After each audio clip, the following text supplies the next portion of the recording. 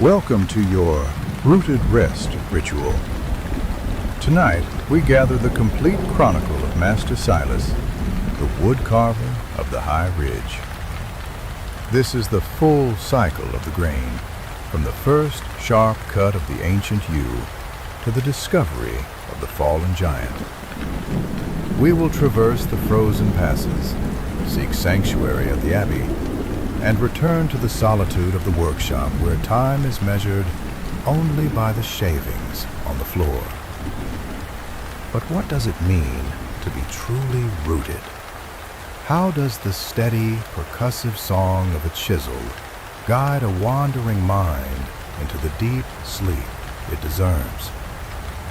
Tonight, we find the answers in the wood. Before we begin this long-form journey, please subscribe and like this video if you find peace in these rituals. It helps our forest grow. Now, just settle into your surroundings. Feel the weight of the blankets and let your mind drift as we explore the complete history of the woodcarver of the deep pines. If you're ready, let's begin. The winter had arrived at the High Ridge not with a roar, but with a great, heavy silence. Master Silas stood at the window of his workshop, watching the first true snow of the season descend in fat, lazy flakes.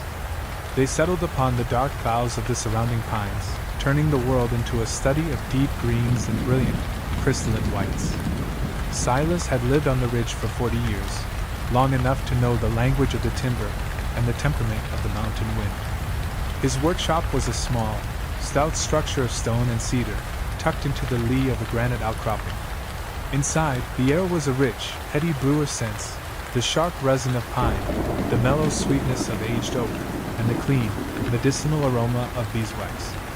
It was the blue hour, that brief window between afternoon and evening when the light on the snow turned a deep, electric indigo. For Silas, this was the hour of the first selection. He moved to the center of the room, where a cast-iron stove hummed with a steady, orange glow. The heat was a physical presence, a warm weight that countered the sharp cold pressing against the window panes. He reached for a heavy, rough-sawn block of cherry wood that had been seasoning near the rafters for 3 winters. He lifted the wood, feeling its density and its potential. To the untrained eye, it was merely a chunk of timber, but to Silas, it held a rhythm. He ran his thumb over the raw surface, tracing the invisible lines of the grain. He wasn't looking for beauty yet. He was looking for the root of the piece, the direction the tree had grown, the way it had leaned against the mountain gales.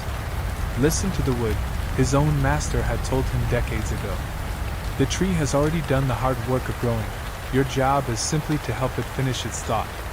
He carried the cherry block to his workbench, a massive slab of maple scarred by a lifetime of purposeful labor. He secured the wood in the vise with a series of slow, rhythmic turns. Crank, squeak, firm. The sound was a familiar greeting, an anchor in the quiet afternoon.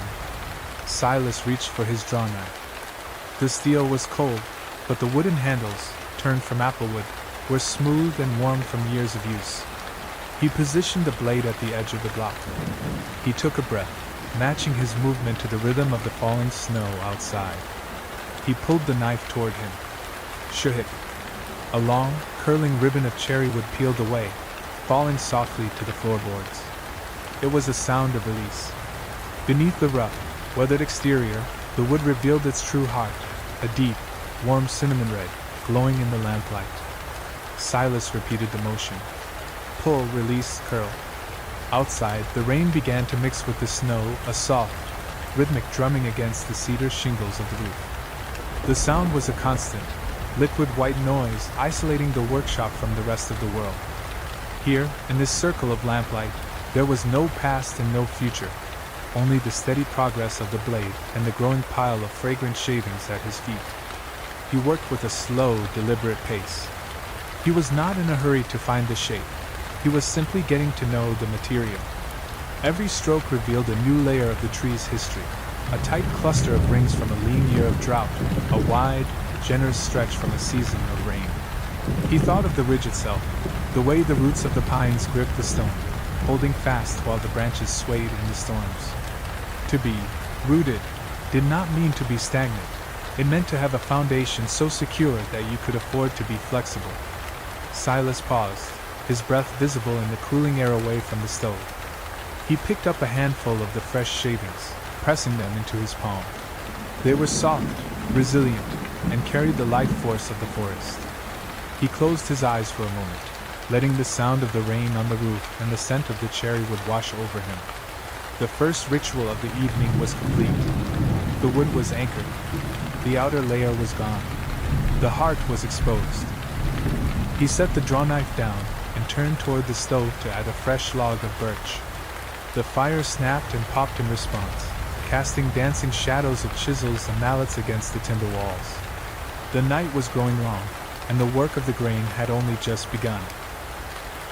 The scent of the burning wood mingled with the cinnamon-sharp aroma of the cherry shavings, creating a fragrant sanctuary against the freezing night. Silas turned his attention to a small, heavy leather roll at the corner of the bench. He unknotted the thong and allowed the kit to unfurl. Inside lay his chisels, arranged by width and purpose, their steel faces gleaming like mirrors in the orange light of the stove. To a carver, the tool is not an object, but an extension of the intent. If the steel is dull, the thought is blurred. Silas picked up a wide-set gouge, feeling the cold weight of the blade. It had done good work on the pine benches last month, but for the cherry wood, it required a new level of precision. He moved to the sharpening station, a dedicated corner where a series of natural whetstones sat in a shallow cedar tray. He poured a few drops of clear, refined oil onto the finest stone. The oil beaded, then spread into a shimmering film.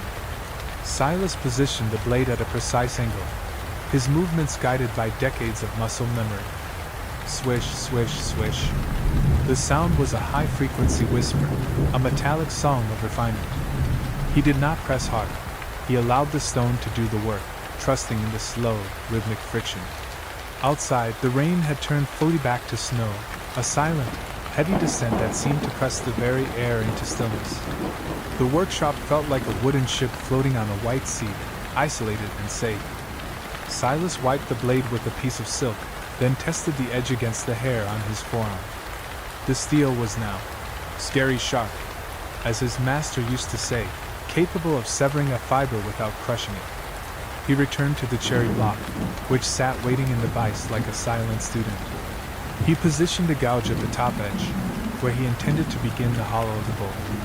He took a breath, letting it out slowly, and then tapped the handle of the gouge with a small, heavy mallet of hornbeam wood. Tock! A thick, crescent-shaped chip of wood popped into the air, revealing the shimmering, layered grain beneath. Tock, tock, tock. The rhythm established itself immediately. It was the heartbeat of the workshop. With every strike, Silas felt the resistance of the cherry wood. It was a stubborn timber, dense and unforgiving, requiring a firm hand and a clear mind. He encountered a small knot near the center, a place where a branch had once reached out toward the mountain sun. Instead of fighting it, he slowed his pace. He changed the angle of his tool, working around the obstacle with the patience of a river flowing around a stone. The knot was not a flaw. It was a character mark, a memory of the tree's struggle against the wind. To remove it would be to lie about the tree's life. As he carved deeper, the pile of shavings at his feet grew, a soft, fragrant carpet that muffled his footsteps. The work was demanding, but it was a rooted labor. It required him to be entirely present in the point where the steel met the grain. He thought of the people in the valley, perhaps already asleep under their heavy quilts, while he stood here, high on the ridge, helping a tree finish its thought. The blue hour had passed into the deep black of midnight. The only light in the world seemed to be the orange glow of the stove and the focused pool of amber light on his workbench. Silas paused, leaning his weight against the bench, feeling the vibration of the mountain wine through the floorboards. The bowl was beginning to emerge from the block, a graceful, concave curve that felt smooth and cool to the touch. He picked up a handful of the shavings and tossed them into the stove. They flared up instantly, a bright, crackling offering that sent a fresh wave of warmth into the room. The night was half gone, and the wood was beginning to speak. The fire in the birch stove had settled into a steady, rhythmic pulse of heat, a deep crimson glow that felt like the workshop's own respiration. Silas stood back from the bench for a moment, his arms hanging loose, feeling the blood return to his fingers after the intense focus of the mallet work. The bowl was no longer a block. It was a vessel, a hollowed sanctuary that held the amber light of the lantern within its unfinished walls. He reached out, not with the tool, but with his bare hand, sliding his fingertips along the inner curve. The wood was cool where the steel had just passed, but beneath that surface, he could feel the lingering life of the cherry tree, a faint, resonant vibration that seemed to respond to the warmth of the room. He picked up a smaller, curved scraper, a simple piece of high-carbon steel that he had fashioned himself years ago. This was the work of the long watch, the hours where time ceased to be measured by the clock and began to be measured by the thinness of the shavings. Screech. The scraper moved with a high, melodic note, removing a dust so fine it was like cinnamon flour.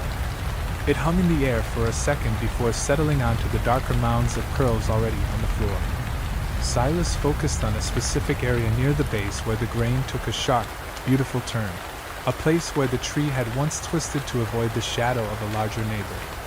To carve this area required a change in breath. He inhaled as he positioned the blade and exhaled as he made the pass, a slow, tidal movement that kept his hand perfectly steady. Outside, the mountain wind had begun to hunt through the pines, a low, mournful whistle that buffeted the stone walls of the workshop.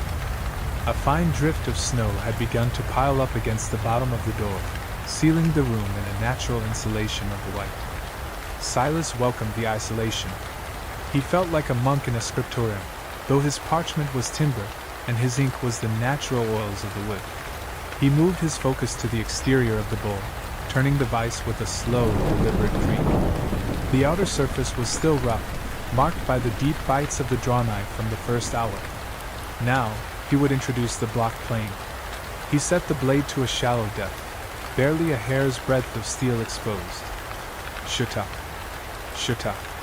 The sound was different now, more percussive, more rhythmic. With every pass, a long, translucent curl of cherry would emerge from the top of the plane, spiraling into the air like a ribbon of silk before falling to join the others. These curls were so thin he could see the orange light of the stove through them.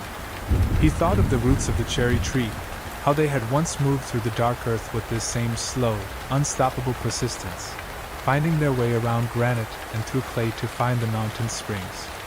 To be rooted was to be patient. To be rooted was to understand that the final shape is already there, waiting for the distractions to be removed.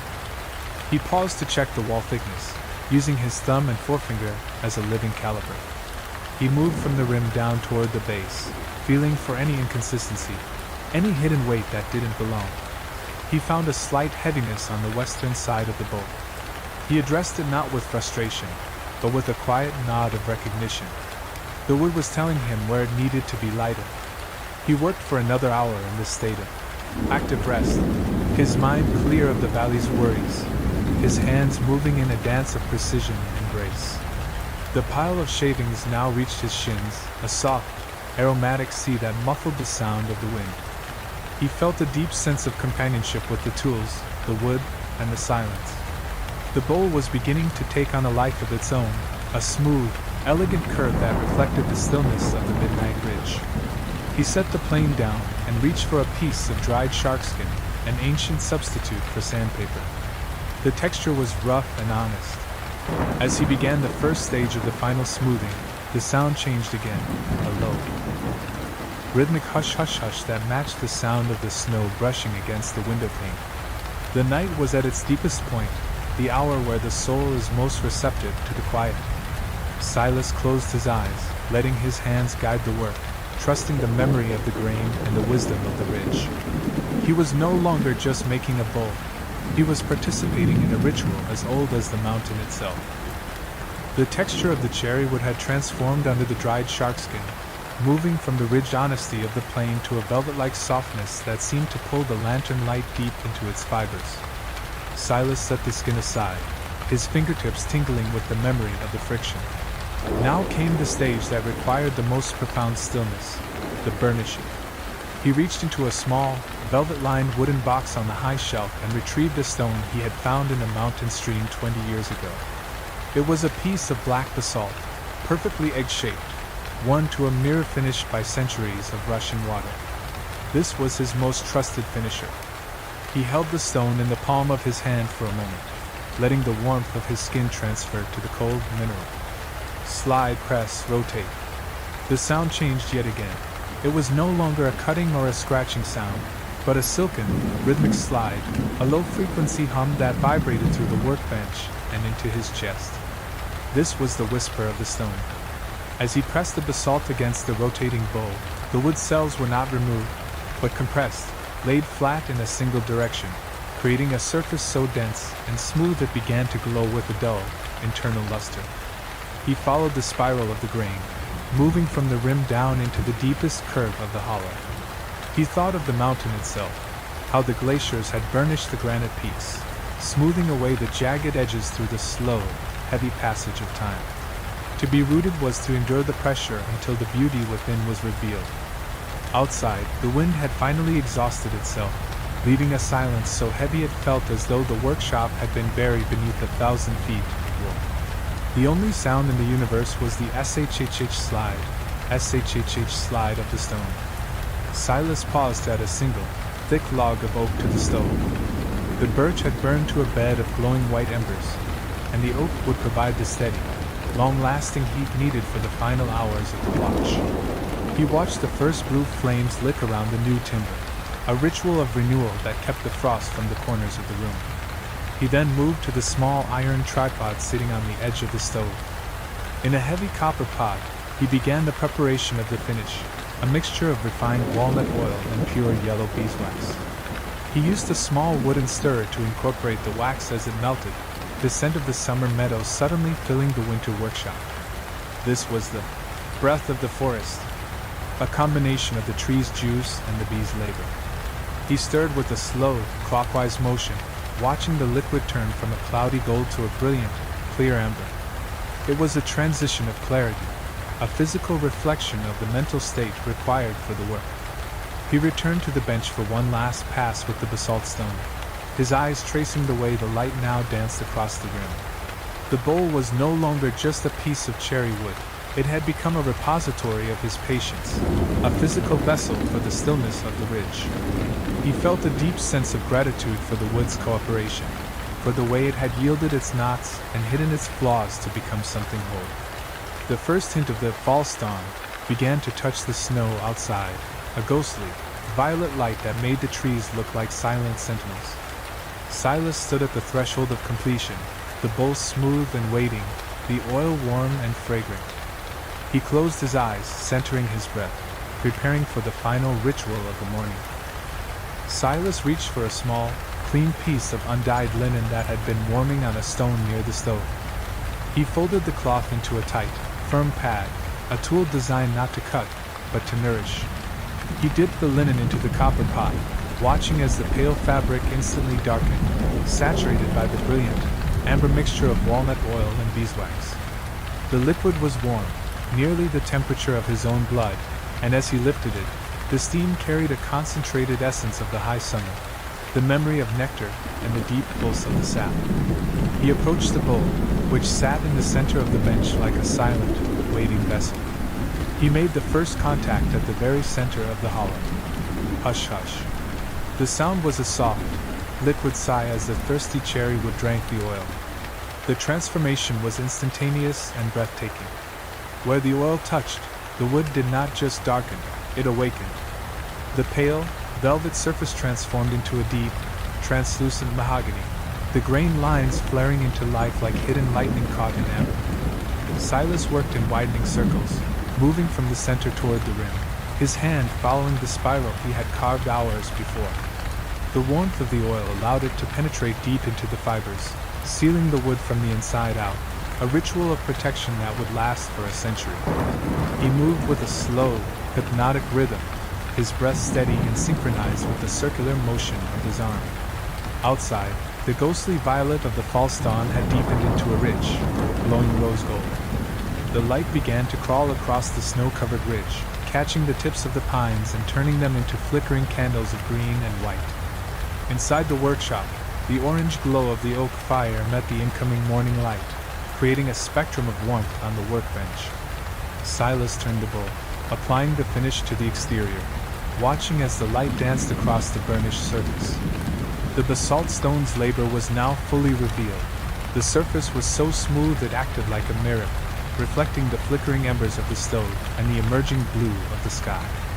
He felt a profound sense of completion, a quiet resonance between the tree that had grown, the stone that had burnished, and the hands that had guided. To be rooted was to participate in the cycle of giving, the tree giving its timber, the bee giving its wax, and the craftsman giving his time and stillness. He polished the rim one last time, the linen cloth moving with a silken, effortless glide. The bowl was no longer a block of cherry wood or a piece of timber. It was a physical manifestation of the night's silence, a captured moment of peace from the high ridge. He placed the linen pad back in the pot and stood for a moment, his hands resting on the edge of the workbench, watching the first true ray of sunlight pierce the window. The beam of light hit the bowl directly, igniting the grain and casting a warm, cinnamon glow across the workshop walls. Silas took a deep, final breath of the fragrant air, feeling the restoration of the morning wash over his tired limbs.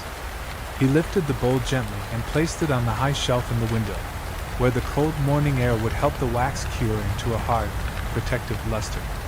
He turned toward the stove, banking the fire with a layer of ash to keep the heat until his return. The long watch was over. The ridge was silent, the wood was finished, and the day was full of a new, grounded grace. Silas moved toward the small cot in the corner of the workshop, his mind clear and his spirit at rest. And in that quietude he slept. Silas awoke not to the sound of a bell, for the high ridge sat in a kingdom of its own silence, but to the heavy, rhythmic weight of the cold. It was a cold that did not just chill the skin but seemed to anchor the world in place, pressing the very molecules of the workshop into a state of crystalline stasis. He lay motionless beneath the thick down quilt, his breath blooming in the dim light like a pale, ghostly flower that vanished as quickly as it appeared. He focused his eyes on the window panes, which had been transformed overnight into a gallery of frozen geometry.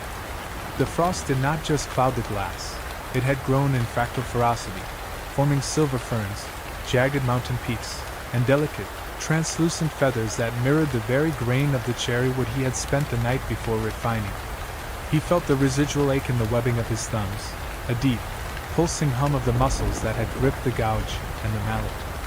It was a rooted fatigue, a physical proof of his existence and his labor, and he welcomed it. He rose with a slow, deliberate economy of motion, his feet meeting the cedar floorboards with a sharp, bracing shock. Every board offered a unique creak, a familiar wooden language that told him exactly where he stood in his sanctuary.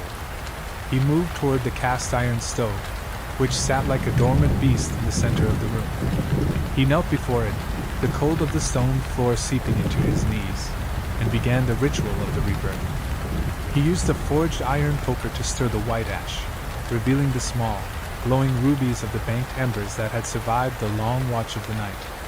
He fed them thin slivers of resinous pine kindling, listening for the first, tiny snap hiss as the fire took hold. He watched the orange light begin to dance behind the mica windows of the stove, casting long, wavering shadows of his workbenches against the timber walls. Only when the heat began to radiate in a steady, pulsing wave did he turn toward the window shelf. The cherry bowls sat there in the pale, blue-white light of the morning, looking less like a piece of timber and more like a captured pool of liquid mahogany. The walnut oil and beeswax finish had cured in the sub-zero air, hardening into a surface that possessed a deep, internal glow. He lifted it gently, testing the new equilibrium of its weight.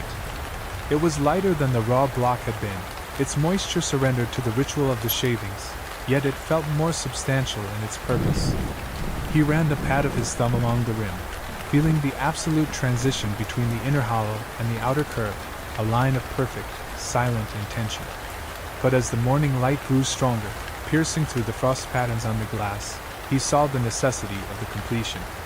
A vessel of such profound stillness required a guardian. It needed a lid that would act as a seal for the silence within. He stood in the center of his shop, his gaze drifting upward to the rafters where his most precious timbers were stored. He reached for the heavy oak ladder, feeling the rough texture of the rungs as he ascended into the dim, aromatic heights of the workshop. There, tucked away for a decade of seasoning, lay a slab of red cedar. It was a wood of protection, a wood of fragrance and resilience. He brought it down to the bench, the weight of it surprising him with its density. He spent a long, meditative hour simply sitting with the cedar, his palms resting flat against its fibrous, silver-gray bark. He was not just looking at wood, he was listening for the fit. He thought of the cedar trees on the windward slopes of the ridge, how they leaned into the gales, their roots gripping the granite with an iron tenacity while their branches swayed with a fluid, yielding grace. To use this wood for the lid was to give the bowl a crown of endurance. He picked up his fine-toothed Japanese pull saw, a tool of exquisite precision whose blade was so thin it vibrated with a high, musical note when flicked by a fingernail. He began the first cut, not a deep bite, but a shallow, guiding line.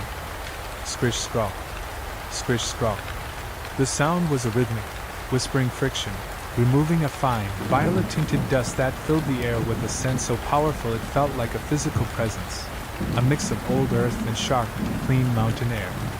He moved with a painstaking slowness, matching the stroke of the saw to the rhythm of his own heartbeat. Each tooth of the saw was a tiny chisel, and he felt every fiber of the cedar as it surrendered to the steel. He was not just cutting a circle, he was defining the boundary between the internal peace of the bowl and the external chaos of the world. He paused frequently to clear the dust with a soft brush made of badger hair, his eyes tracing the emerging geometry of the lid. Outside, the sun had fully cleared the eastern peaks, turning the snowy ridge into a blinding sea of white fire, but inside the workshop, the light remained focused, amber, and still.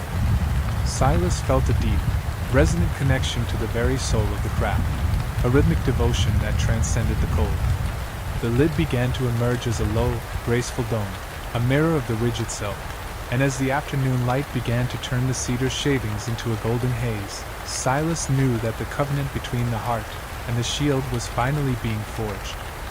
He picked up the cedar dome, feeling the startling lightness of the wood compared to the dense cherry bowl. He brought it toward the bowl, his heart rate steady, his hands moving with a practiced, glacial patience. This was the moment of the first fit. He lowered the lid toward the rim. Scritch. A tiny, microscopic resistance met the edge. The circle was not yet a circle. The cedar was still asserting its own jagged history against the perfection of the cherry. Silas did not force the contact.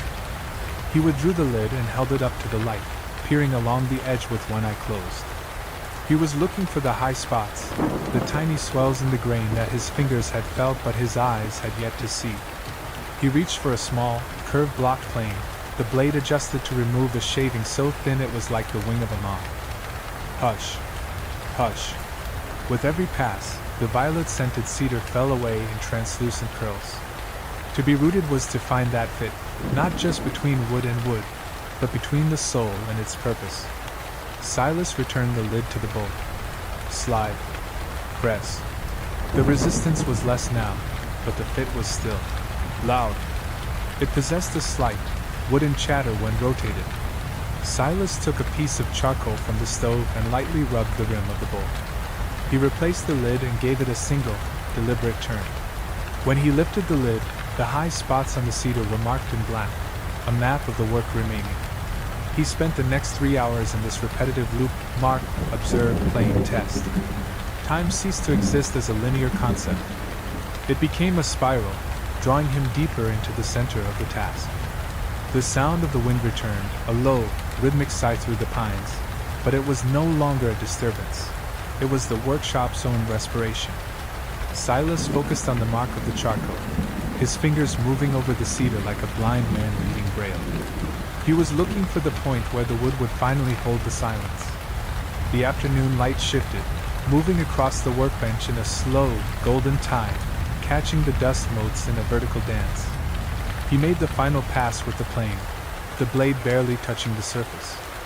He wiped the rim of the bowl and the edge of the lid with a piece of silk, clearing the last of the lavender-colored dust. He lowered the lid. This time, there was no sound. No scritch, no chatter. The lid settled into the bowl with a soft, pneumatic thump, a sound of air being trapped and silence being sealed. The fit was dead, a term craftsmen use for perfection. Silas let out a long, held breath, his shoulders finally surrendering their tension. The covenant was sealed. The heart of the cherry was protected by the shield of the cedar. He stood for a long moment, his hands resting on the joined wood, feeling the vibration of the mountain beneath his feet. The day was ending, the ridge was glowing, and the work of the fit was done. Silas looked at his tools, now dusted with pink and mahogany, and felt a profound, rooted peace. The silence within the bowl was now his own. But he did not move toward the cot. Completion was near, but the lid was still a smooth, silent dome that lacked a point of contact of finial to act as the handle for the ritual of opening. He reached for a small, felt-wrapped bundle in the back of his tool drawer. Inside was a sliver of bog oak, black as the midnight sky and dense as stone, having slept in the mountain peat for 1,000 years. He secured this dark fragment into a small hand vise. He picked up his smallest carving knife, the blade no longer than a thumbnail and sharp enough to split a breath. Scritch. Scritch. The sound was microscopic, a tiny, dry ticking that echoed the persistence of the rain against the cedar shingles above. He began to shape a small, elegant acorn, a symbol of the forest's potential. Every sliver of the black oak that fell away was like a grain of heavy sand. He worked by the failing light of the afternoon, his eyes inches from the wood, his breath a slow, rhythmic tide that never wavered. The contrast between the pink cedar lid and the black oak finial was a strike of lightning against the sunset. He spent the next hour refining the curve of the acorn, feeling the oil from his own skin begin to polish the ancient wood. The workshop grew cold as the sun dipped behind the western ridge, but the heat of the focus kept Silas anchored. He was not just making a handle, he was creating the key to the silence.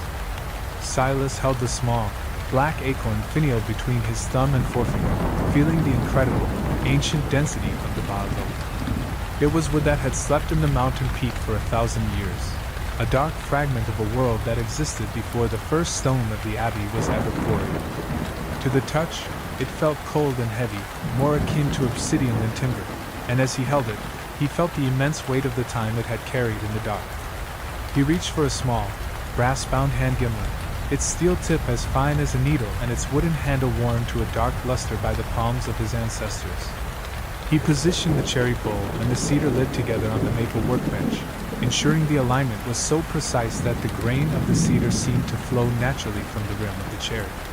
He found the absolute dead center of the cedar dome, marking the spot with a single, microscopic prick from his marking awl. CRRK.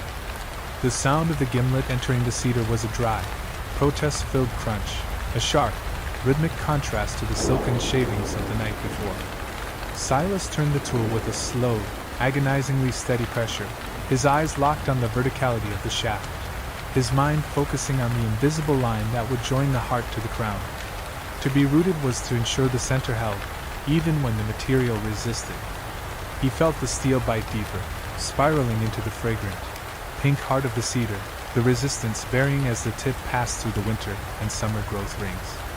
A small, perfect mound of lavender-tinted dust gathered at the base of the tool, looking like a miniature mountain peak rising from the dome of the lid. He withdrew the gimlet frequently, clearing the flutes of the bit with a piece of stiff, dry leather, his breath hitched in anticipation of the fit. Once the hole was through, he took up the acorn. He had carved a tiny, precise tenon at its base, a small cylinder of black oak that would act as the anchor for the entire assembly.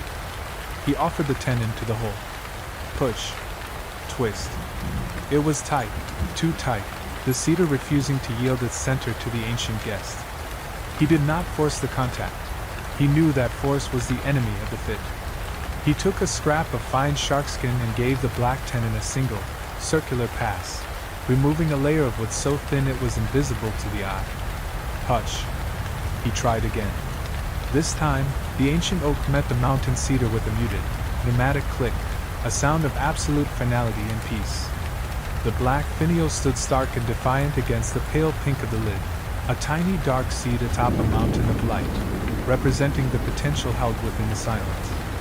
Silas stood back, his lantern casting long, flickering shadows of the assembly against the timber walls, the silhouette looking like a guardian watching over the workshop. He felt a sharp wave of cold air seep through the threshold of the door, a reminder that the winter ridge was still there, vast, indifferent, and beautiful. He moved to the cast iron stove, his joints creaking in a slow symphony of sympathy with the floorboards. He stirred the embers with the iron poker, the orange glow illuminating the fine cedar dust that hung in the air like a suspension of golden stars. He added a split log of seasoned cedar, the wood catching instantly with a series of bright, cheerful pops, sending a fresh, invigorating scent through the room that chased away the peaty aroma of the bog oak. He returned to the bench, his focus renewed. The bowl, the lid, and the finial were now one, a unified vessel of three histories. But the texture was not yet uniform. The transitions between the woods were still honest and raw. He reached for his finest scraping iron, a blade of high-carbon steel so thin it could be flexed into a curve with the pressure of his thumbs. He began the final blending of the surfaces where the cedar met the cherry rim. Scree-hush. Scree-hush. The sound was melodic, a high-frequency song of unification that resonated through the workbench and into his arms. He followed the curve from the mahogany-red cherry up into the lavender-scented cedar, his hand moving in a long, unbroken arc that ignored the boundaries of the species. He thought of the centuries the bog oak had spent in the dark, cold peat, waiting for this specific moment to meet the mountain sun and the breath of the pines. The work was no longer about shaping material. It was about honoring the singular history of each fiber. The afternoon had surrendered entirely to the night, the blue hour long gone, replaced by the heavy, star-strewn blackness that only the high ridge could possess. Silas worked in the small, warm pool of light, his world narrowed down to the microscopic transition between the three woods. He felt the vibration of the mountain ridge through the soles of his boots, a low-frequency hum that seemed to match the rhythm of his scraping iron. He was not just finishing a vessel, he was preparing a sanctuary for the silence he had cultivated through the long watch. He worked for hours in this state of active rest, the pile of dust at his feet growing as the surfaces became indistinguishable to the touch. The boundary between the cherry and the cedar became a line of pure intention, smooth as the surface of a frozen lake. He paused only when the oil in his lantern began to flicker, the wick charring at the edges and casting a wavering, amber light across the finished wood. He stood in the absolute silence, his hands resting on the joined assembly, feeling the heat of his own labor radiating from the surface. The covenant was not just forge, it was breathing, a physical testament to the patience of the ridge. He lifted the assembly, feeling the perfect balance, the way the bog oak acorn gave the whole piece a center of gravity that felt ancient and secure. It was ready for the final oil, the ultimate ritual of the dawn. Silas looked toward the frost-covered window, where the first hint of the false dawn was beginning to thin the blackness, and he knew that the work of the key was finally done. The false dawn surrendered to the true morning with a slow, majestic shifting of the light. Silas watched as the ghostly violet of the snow outside began to ignite with a pale, cold gold, a light that didn't yet possess heat but held a profound, piercing clarity. This was the hour he had been waiting for, the moment to introduce the final element to the combined woods. He moved to the stove and retrieved the copper pot containing the walnut oil and beeswax, which had solidified into a soft, fragrant salve in the cooling workshop. He placed the pot on a warm stone at the edge of the grate, watching as the heat began to turn the opaque gold into a shimmering, translucent liquid once more.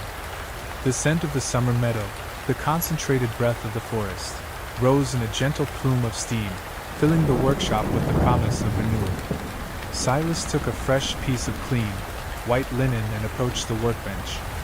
The joined vessel sat there, a silent union of cherry heart, cedar shield, and bog oak key. It was beautiful in its raw state, but it was still dry, its full depth hidden behind the surface. He dipped the linen into the warm oil, watching the fabric turn dark and heavy with the essence of the tree. He began the application at the very top of the bog oak acorn. Hush, hush. The ancient wood, having been buried in the dark for millennia, seemed to drink the oil with a desperate intensity. The black surface transformed from a dull charcoal into a deep, liquid obsidian, revealing a grain so fine it looked like the ripples on a midnight lake. Silas moved down to the cedar dome, his hand moving in slow, meditative circles. The pink and violet tones of the cedar flared into life, the oil deepening the colors until they resembled the sky at twilight. He followed the curve down to the cherry bowl, where the mahogany heartwood darkened to a rich, cinnamon red. The transitions between the three woods, once visible as honest joints, now began to blur into a single, flowing history. Silas worked with a rhythmic, unhurried focus, his breathing synchronized with the circular motion of his hand. He felt the warmth of the oil through the linen, a vital, pulsing heat that seemed to bridge the gap between the living craftsman and the harvested timber. Outside, the sun finally cleared the highest granite peaks, sending a solid beam of white light through the frost ferns on the window. The light hit the bench and the oiled wood simultaneously, creating a spectrum of amber and gold that danced across the cedar walls. Silas paused, his hand resting on the wet surface, feeling the profound resonance of the moment. To be rooted was to understand that the work is never truly done by the hands alone. It is a collaboration with the light and the time. He polished the rim of the bowl one last time, the linen cloth moving with a silken, effortless glide that matched the silence of the ridge. The vessel was no longer three pieces of wood. It was a sanctuary for the stillness he had cultivated. He placed the linen pad back in the pot and stood in the absolute, golden clarity of the morning. He felt the restoration of the light wash over his tired limbs, the ache in his hands transforming into a quiet sense of accomplishment. The long vigil was complete. The ridge was glowing, the vessel was finished, and the day was full of a new, grounded grace. Silas looked at his tools, now resting and clean, and he knew that the covenant of the grain was fulfilled. The morning light was no longer a promise.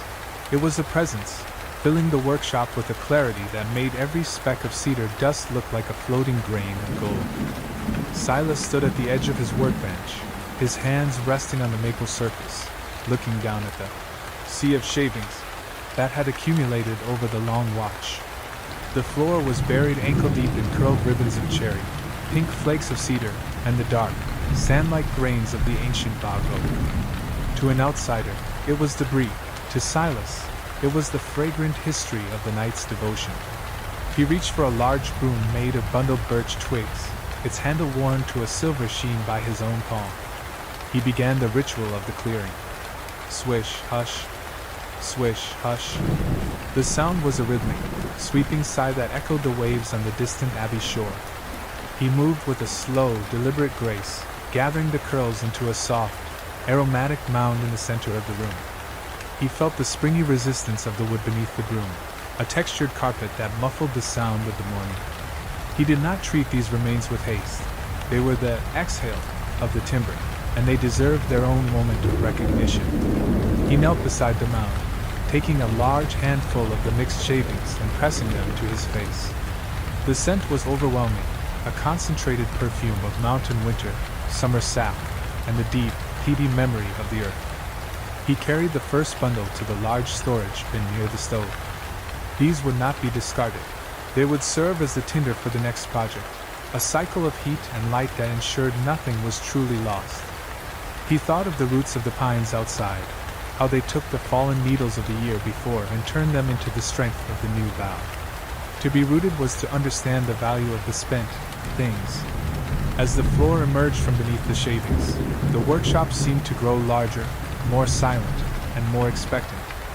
He returned to the workbench, taking a clean, dry cloth to wipe away the microscopic film of oil and dust. He followed the grain of the maple, his arm moving in long, sweeping arcs that cleared the space for the next thought. The workbench was now a blank page once more, scarred by the history of 1,000 cuts but smoothed by the discipline of the hand. Silas looked toward the window shelf, where the finished vessel sat in the direct beam of the sun. It looked as though it were breathing, the grain pulsing with a quiet, internal life. He felt the weight of the night lifting, replaced by a grounded, luminous peace. The sanctuary was clear, but the work of preservation was not yet finished. He moved to the sharpening corner, where the whetstones sat in their cedar tray. After the long hours of work on the cherry and cedar, the stones themselves had become slightly dished, their surfaces worn uneven by the passage of the steel. He retrieved a heavy cast iron flattening plate and a small jar of silicon carbide grit. This was the ritual of the foundation's return. He sprinkled a pinch of the gray grit onto the iron plate, the sound like dry sand on a mountain path. He added 3 drops of water, watching the grit transform into a dark, abrasive slurry. He took his primary waterstone and began to rub it against the plate in a slow, figure-8 motion. Grind slide. Grind slide. The sound was guttural and honest, a low-frequency vibration that traveled up through his wrists and into his shoulders. He was not sharpening a tool now. He was sharpening the sharpener. He worked with a meticulous, heavy pressure, ensuring that the stone became perfectly flat once more. A flat stone was the only way to guarantee a true edge on a chisel, and a true edge was the only way to honor the wood. Silas paused frequently to wipe the stone with a piece of wet silk, checking the surface against the steel straight edge. He was looking for the absolute absence of light between the metal and the stone. Outside, a lone hawk circled the ridge, its cry a sharp, distant needle in the vast fabric of the silence. Silas matched his breath to the figure-8 movement of his arms, his heart rate slowing as the stone became smooth and true. He repeated the process for the finer finishing stones, the sound moving from the coarse grind of the grit to a silken, watery whisper. By the time the stones were restored to their original perfection, the sun had moved higher, turning the workshop into a cathedral of light. The tools were clean, the floor was swept, and the stones were flat. Silas stood in the absolute stillness of his kingdom, feeling the deep, resonant satisfaction of a space that was ready for the next creation. The cycle of the hand had moved into the cycle of the tool, and the ridge remained, as it always had, a silent witness to the patient labor of the spirit. The sun had climbed high enough to crest the southern peaks, sending a solid, uncompromising beam of white light through the clear center of the window, bypassing the frost ferns entirely. This beam struck the high shelf where the vessel sat, turning the oiled wood into a focal point of intense, cinnamon-colored fire. Silas stood in the center of his swept floor, his hands empty, watching the interaction between the light and the grain. This was the hour of the true curing, when the cold mountain air and the direct heat of the sun finalized the bond between the wax and the fiber. He reached for a small, square scrap of raw, undyed silk that he kept in a cedar box beneath the bench. Silk was the only material capable of the final refinement. It didn't just wipe the surface. It generated a microscopic friction heat that fused the beeswax into a permanent, glass-like shield. He retrieved the vessel from the shelf, feeling the transformation. Though it no longer felt like a harvested material, it felt like a single, unified stone, dense, balanced, and strangely warm. He began the final buffing at the base of the cherry bowl. Shwip. Shwip. The sound was high-pitched and rhythmic, a silken psalm of completion that echoed in the clean, empty corners of the workshop. He moved in long, overlapping arcs, his muscles remembering the spiral of the grain he had first traced in the blue hour of the previous day. As he worked, the surface of the cherry wood began to deepen from a translucent mahogany into something nearly liquid, a pool of red gold that seemed to have no bottom. He moved his focus to the cedar lid, where the silk cloth brought out a shimmering, violet iridescence that danced in the sunlight. He spent a full hour on the buffing, his breath steady and slow, his mind entirely occupied by the sensation of the silk meeting the wood. He was looking for the resistance break, the moment when the cloth ceased to drag and began to glide effortlessly, signaling that the wax had reached its state of perfect equilibrium. When the cloth finally slipped across the bog oak acorn finial without the slightest hint of friction, Silas knew the exterior was finished. But the ritual required one last technical confirmation, the resonance test. He placed the vessel on the maple workbench and took a small, polished hammer made of antler bone. He held the bowl near his ear and gave the rim a single, microscopic tap. Pink. The sound was a pure, sustained note that vibrated through the air for several seconds, a clear, bell-like frequency that proved there were no hidden fissures in the wood and that the joinery was absolute. It was the voice of the ridge, a captured vibration of the tree's long history. He then tested the seal of the lid. He lifted the assembly by the bog oak finial alone. The lid held fast, the precision of the fit creating a gentle vacuum that defied the weight of the cherry bowl below. He gave the lid a slow, deliberate turn. Hush! The sound of the air escaping was a pneumatic sigh, a final surrender of the vessel to the silence Silas had intended for it. He felt a profound sense of closure, as if a long, complex sentence had finally reached its perfect concluding mark. He carried the vessel back to the high shelf, placing it precisely in the center of the light, a sentinel of the snows. He looked around his workshop. The stones were flat, the floor was clean, the tools were oiled, and the masterpiece was complete. The day was moving toward the long shadows of the afternoon, and the intense focus of the last 30 hours began to yield to a heavy, grounded fatigue. Silas moved toward the cast-iron stove, his movements slow and economical. He stirred the oak embers one last time, banking them deep beneath a thick layer of gray ash to preserve the heart of the fire for the evening to come. He turned the iron latch of the stove, the metal clicking with a sound of finality. The workshop was now a kingdom of quiet, the only movement the slow dance of dust motes in the fading light. Silas walked to the small cot. In the corner, the cedar floorboards offering a final, familiar creak of greeting. He sat on the edge of the bed for a moment, looking at the glowing vessel on the shelf, feeling the absolute alignment of his labor with the rhythm of the mountain. He pulled the heavy down quilt over his shoulders, the warmth of the workshop wrapping around him like a cocoon. The long watch was over. The ridge was at peace, the wood was at rest, and the spirit was settled. And in that quietude he slept. Silas awoke to a world that had been transformed by a silence so profound it felt as though the mountain itself had held its breath through the deepest hours of the night. The heavy down quilt was a warm, insulating island in the sea of the workshop's morning chill, the air crisp and smelling of cold granite and the faint, lingering sweetness of the cured beeswax. He lay motionless for several long minutes, his eyes tracing the intricate frost patterns on the window panes which had grown in fractal complexity since he had last looked at them. They were like the silver skeletons of ferns, a frozen garden that mirrored the patterns of growth he had spent the night carving into the cherry wood. He felt the residual hum of the labor in his fingers, a pleasant, grounded fatigue that anchored him to the present moment. He rose with the slow, deliberate economy of motion that defined his life on the high ridge, his bare feet meeting the cedar floorboards with a bracing, rhythmic creak. Every board offered a unique, familiar greeting, a wooden language he understood as well as his own breath. He moved toward the cast-iron stove, which sat like a dormant guardian in the center of the room. He knelt before it, the cold of the stone floor seeping into his knees, and began the ritual of the fire's revival.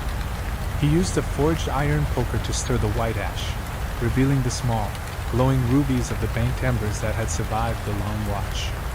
He fed them thin slivers of resinous pine kindling, listening for the first, tiny snap hiss as the fire took hold. Only when the orange light began to dance behind the mica windows of the stove, casting long, wavering shadows across the workbenches, did he turn toward the window shelf. The cherry vessel sat there, bathed in the pale, blue-white light of the morning. It looked less like a piece of timber and more like a captured pool of liquid mahogany, its surface glowing with the deep, internal luster of the basalt-burnished finish. He lifted it gently, feeling the absolute equilibrium of its weight. It was lighter now, its moisture surrendered to the ritual of the shavings, yet it felt more substantial in its purpose. But the work of the ridge was not finished until the work reached its destination. The vessel needed to be brought down to the abbey in the valley below, a journey through the deep, trackless snows of the mountain passes. To ensure its safe passage, Silas needed to craft a sanctuary for the sanctuary, a transport crate of rough-sawn pine that would shield the cherry heart from the biting cold and the rigors of the descent. He reached for a stack of boards near the rafters. Wood that had been air-drying for 5 winters, its surface weathered to a silver gray but its core remaining strong and flexible. He brought them to the workbench and reached for his block plane. Shut up. Shut up. The sound was a rhythmic hushing, a percussive song of preparation that filled the room. He worked with a painstaking slowness, removing the rough exterior to reveal the pale, honest cream of the pine timber beneath. Every stroke of the plane was a meditation on protection. He was not carving for beauty now. He was building a hull for a precious cargo. He thought of the roots of the pines outside, how they leaned into the gales to protect the earth, and he mirrored that intent in the joinery of the crate. He used his fine-toothed Japanese pull saw to cut the boards to length, the blade vibrating with a high, musical note that signaled a true cut. He joined the corners with simple, elegant finger joints, the fits so precise that they required no glue, only the honest friction of wood meeting wood to create a bond of absolute integrity. As the morning light strengthened, turning the workshop into a cathedral of gold, he retrieved a bundle of carded sheep's wool from a cedar chest. The fibers were soft and heavy with lanolin, smelling of high pastures and summer rain. He lined the interior of the pine crate with the wool, creating a thick, oily cushion that would regulate the temperature and absorb the shocks of the trail. He placed the cherry vessel into the center of the wool, watching as it settled into the fibers like a seed in the earth. He crafted a sliding lid for the crate, the pine boards moving with a silken, effortless glide that signaled the completion of the packing ritual. He then turned his focus to himself, retrieving his heavy, fur-lined boots and wool-woven cloak. He sat on the bench to lace the boots, the leather stiff but dependable. He checked the fire one last time, banking the embers deep beneath the ash to preserve the heat for his return. He lifted the pine crate, feeling the balance, secure weight against his chest, and stepped out into the blinding white fire of the snow. The journey was long, and as the sun began to dip behind the western ridge, he reached the midway hut, a small, stone shelter built for travelers. He entered the dim space, set the crate down gently, and built a small fire in the hearth. The warmth returned slowly to his chilled limbs as he sat on the rough bench, his back against the stone. The journey was half over, the vessel was safe, and the night was coming. Silas felt the heavy, grounded fatigue of the trail wash over him, a deep satisfaction that mirrored the rest of the mountain. He pulled his cloak tight, leaned his head against the wall, and closed his eyes. Silas awoke to a world that had been transformed by a silence so profound it felt as though the mountain itself had held its breath through the deepest hours of the night. The heavy down quilt was a warm, insulating island in the sea of the workshop's morning chill, the air crisp and smelling of cold granite and the faint, lingering sweetness of the cured beeswax. He lay motionless for several long minutes, his eyes tracing the intricate frost patterns on the window panes which had grown in fractal complexity since he had last looked at them. They were like the silver skeletons of ferns, a frozen garden that mirrored the patterns of growth he had spent the night carving into the cherry wood. He felt the residual hum of the labor in his fingers, a pleasant, grounded fatigue that anchored him to the present moment. He rose with the slow, deliberate economy of motion that defined his life on the high ridge, his bare feet meeting the cedar floorboards with a bracing, rhythmic creak.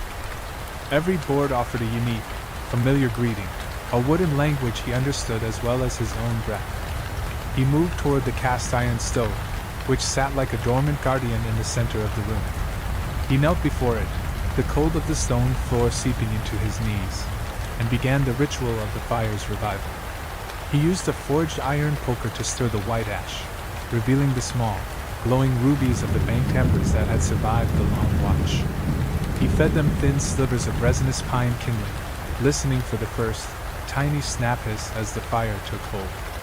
Only when the orange light began to dance behind the mica windows of the stove, casting long, wavering shadows across the workbenches, did he turn toward the window shelf. The cherry vessel sat there, bathed in the pale, blue-white light of the morning. It looked less like a piece of timber and more like a captured pool of liquid mahogany, its surface glowing with the deep, internal luster of the basalt-burnished finish. He lifted it gently, feeling the absolute equilibrium of its weight. It was lighter now, its moisture surrendered to the ritual of the shavings, yet it felt more substantial in its purpose. But the work of the ridge was not finished until the work reached its destination. The vessel needed to be brought down to the abbey in the valley below, a journey through the deep, trackless snows of the mountain passes. To ensure its safe passage, Silas needed to craft a sanctuary for the sanctuary, a transport crate of rough-sawn pine that would shield the cherry heart from the biting cold and the rigors of the descent. He reached for a stack of boards near the rafters. Wood that had been air-drying for 5 winters, its surface weathered to a silver gray but its core remaining strong and flexible. He brought them to the workbench and reached for his block playing. Shutuk, shutuk. The sound was a rhythmic hushing, a percussive song of preparation that filled the room. He worked with a painstaking slowness, removing the rough exterior to reveal the pale, honest cream of the pine timber beneath. Every stroke of the plane was a meditation on protection. He was not carving for beauty now. He was building a hull for a precious cargo. He thought of the roots of the pines outside, how they leaned into the gales to protect the earth, and he mirrored that intent in the joinery of the crate. He used his fine-toothed Japanese pull saw to cut the boards to length, the blade vibrating with a high, musical note that signaled a true cut. He joined the corners with simple, elegant finger joints, the fit so precise that they required no glue, only the honest friction of wood meeting wood to create a bond of absolute integrity. As the morning light strengthened, turning the workshop into a cathedral of gold, he retrieved a bundle of carded sheep's wool from a cedar chest. The fibers were soft and heavy with lanolin, smelling of high pastures and summer rain. He lined the interior of the pine crate with the wool, creating a thick, oily cushion that would regulate the temperature and absorb the shocks of the trail. He placed the cherry vessel into the center of the wool, watching as it settled into the fibers like a seed in the earth. He crafted a sliding lid for the crate, the pine boards moving with a silken, effortless glide that signaled the completion of the packing ritual. He then turned his focus to himself, retrieving his heavy, fur-lined boots and wool-woven cloak. He sat on the bench to lace the boots, the leather stiff but dependable. He checked the fire one last time, banking the embers deep beneath the ash to preserve the heat for his return. He lifted the pine crate, feeling the balance, secure weight against his chest, and stepped out into the blinding white fire of the snow. The journey was long, and as the sun began to dip behind the western ridge, he reached the midway hut, a small, stone shelter built for travelers. He entered the dim space, set the crate down gently, and built a small fire in the hearth. The warmth returned slowly to his chilled limbs as he sat on the rough bench, his back against the stone. The journey was half over, the vessel was safe, and the night was coming. Silas felt the heavy, grounded fatigue of the trail wash over him, a deep satisfaction that mirrored the rest of the mountain. He pulled his cloak tight, leaned his head against the wall, and closed his eyes. The vestibule of St. Jude's Abbey was a space of profound transition, a stone-hewn threshold where the wild, chaotic cold of the high ridge was finally subdued by the rhythmic, centuries-old warmth of the cloister. Silas stood beside the pine crate, his hands still encased in their heavy wool-lined gloves, watching the porter retreat into the shadows of the arched corridor. The air here was heavy and complex, a tapestry of scents that told the history of the valley. The sharp, ozone-tinged salt mist from the sea, the mellow sweetness of the beeswax candles, and the persistent, grounding aroma of the oak-fired ovens. He felt the weight of the mountain begin to slide from his shoulders, replaced by a deep, resonant anticipation. The ritual of delivery was as significant as the ritual of creation. Within minutes, the sound of rhythmic footsteps echoed against the flagstones, a slow, measured pace that Silas recognized. Father Abbot Michael appeared from the gloom, his tall frame draped in a heavy habit of undyed wool, his eyes reflecting the warm amber of the lantern light. He did not offer a hurried greeting. He simply stood before Silas and placed a hand on the rough-sawn pine of the crate. "You have brought the heart of the cherry," the abbot murmured, his voice a low, steady frequency that seemed to vibrate within the stone walls. Silas nodded, his voice returning to him with a slow, gravelly clarity. "It is here, Father. It has survived the snows and the descent." Together, they moved deeper into the abbey, the porter assisting with the crate. They reached the chapter house, a circular room of soaring granite arches and a floor of polished slate that felt like the bottom of a deep, still pool. At the center sat a massive, 300-year-old oak table, its surface scarred by the deliberations of generations. Silas moved toward the table, the ritual of the uncrating beginning in earnest. He reached for the sliding lid of the pine transport box. Sh-slide. Sh-slide. The sound of the dry pine boards moving against one another was a dry, percussive whisper that broke the silence of the hall. As the lid was removed, a sudden, concentrated explosion of fragrance filled the chapter house, the spicy, violet-tinged scent of the red cedar dome and the clean, medicinal aroma of the beeswax finish. It was the breath of the ridge, being released into the valley air. Silas reached into the thick, lanolin-heavy cushion of sheep's wool, his fingers finding the cool, dense surface of the cherry wood. He lifted the vessel with a glacial slowness, ensuring the transition from the wool to the air was absolute. He placed it in the center of the oak table, directly beneath a single, hanging oil lamp. The transformation was breathtaking. In the flickering, orange light of the abbey, the cherry wood bowl did not just glow, it seemed to awaken. The mahogany heartwood deepened to a rich, liquid crimson, the grain lines flaring like ancient map routes through a forgotten forest. The pink hues of the cedar lid shimmered with a violet iridescence, while the bog oak acorn finials sat atop the dome. Like a dark, defiant guardian of the night. The abbot leaned forward, his hands hovering just inches from the surface, feeling the radiant heat of the wood. Silas took the final step of the presentation. He reached out and grasped the black acorn, giving the lid a slow, deliberate turn. Hush! The sound of the pneumatic seal breaking was a soft, trapped sigh of air, the release of the very silence Silas had carved into the vessel on the high ridge. He lifted the lid, revealing the inner hollow of the cherry heart. The interior was so smooth it acted like a dark mirror, reflecting the flickering firelight and the vaulted ceiling above. It holds the stillness, the abbot whispered, his eyes tracing the transition between the cherry rim and the cedar shield. It is a vessel for the word. Silas felt a profound sense of completion, a rooted satisfaction that went beyond the skill of his hands. He watched as the abbot retrieved a small, hand-copied scroll, a portion of the winter liturgy, and placed it gently into the cherry hollow. He replaced the lid, the wood meeting wood with that perfect, muted thump of absolute alignment. The covenant of the grain was now a covenant of the spirit. The vessel would sit in the great library, a silent witness to the prayers of the brothers, a piece of the mountain ridge resting in the heart of the valley. Silas stood back, his boots making a soft, rhythmic scrape on the slate floor as he adjusted his cloak. The work of the cherry, the cedar, and the bog oak was finished, but the resonance of the ritual lingered in the air, a vibration of peace that would endure long after the candles had burned to their wick. Silas watched as the porter prepared a small tray of warm bread and cold spring water, the provision of the guest. He took a slow, deep breath of the scented air, feeling the restoration of the abbey wash over him, his mind clear, his spirit steady, and his heart finally at rest within the sanctuary of the stone.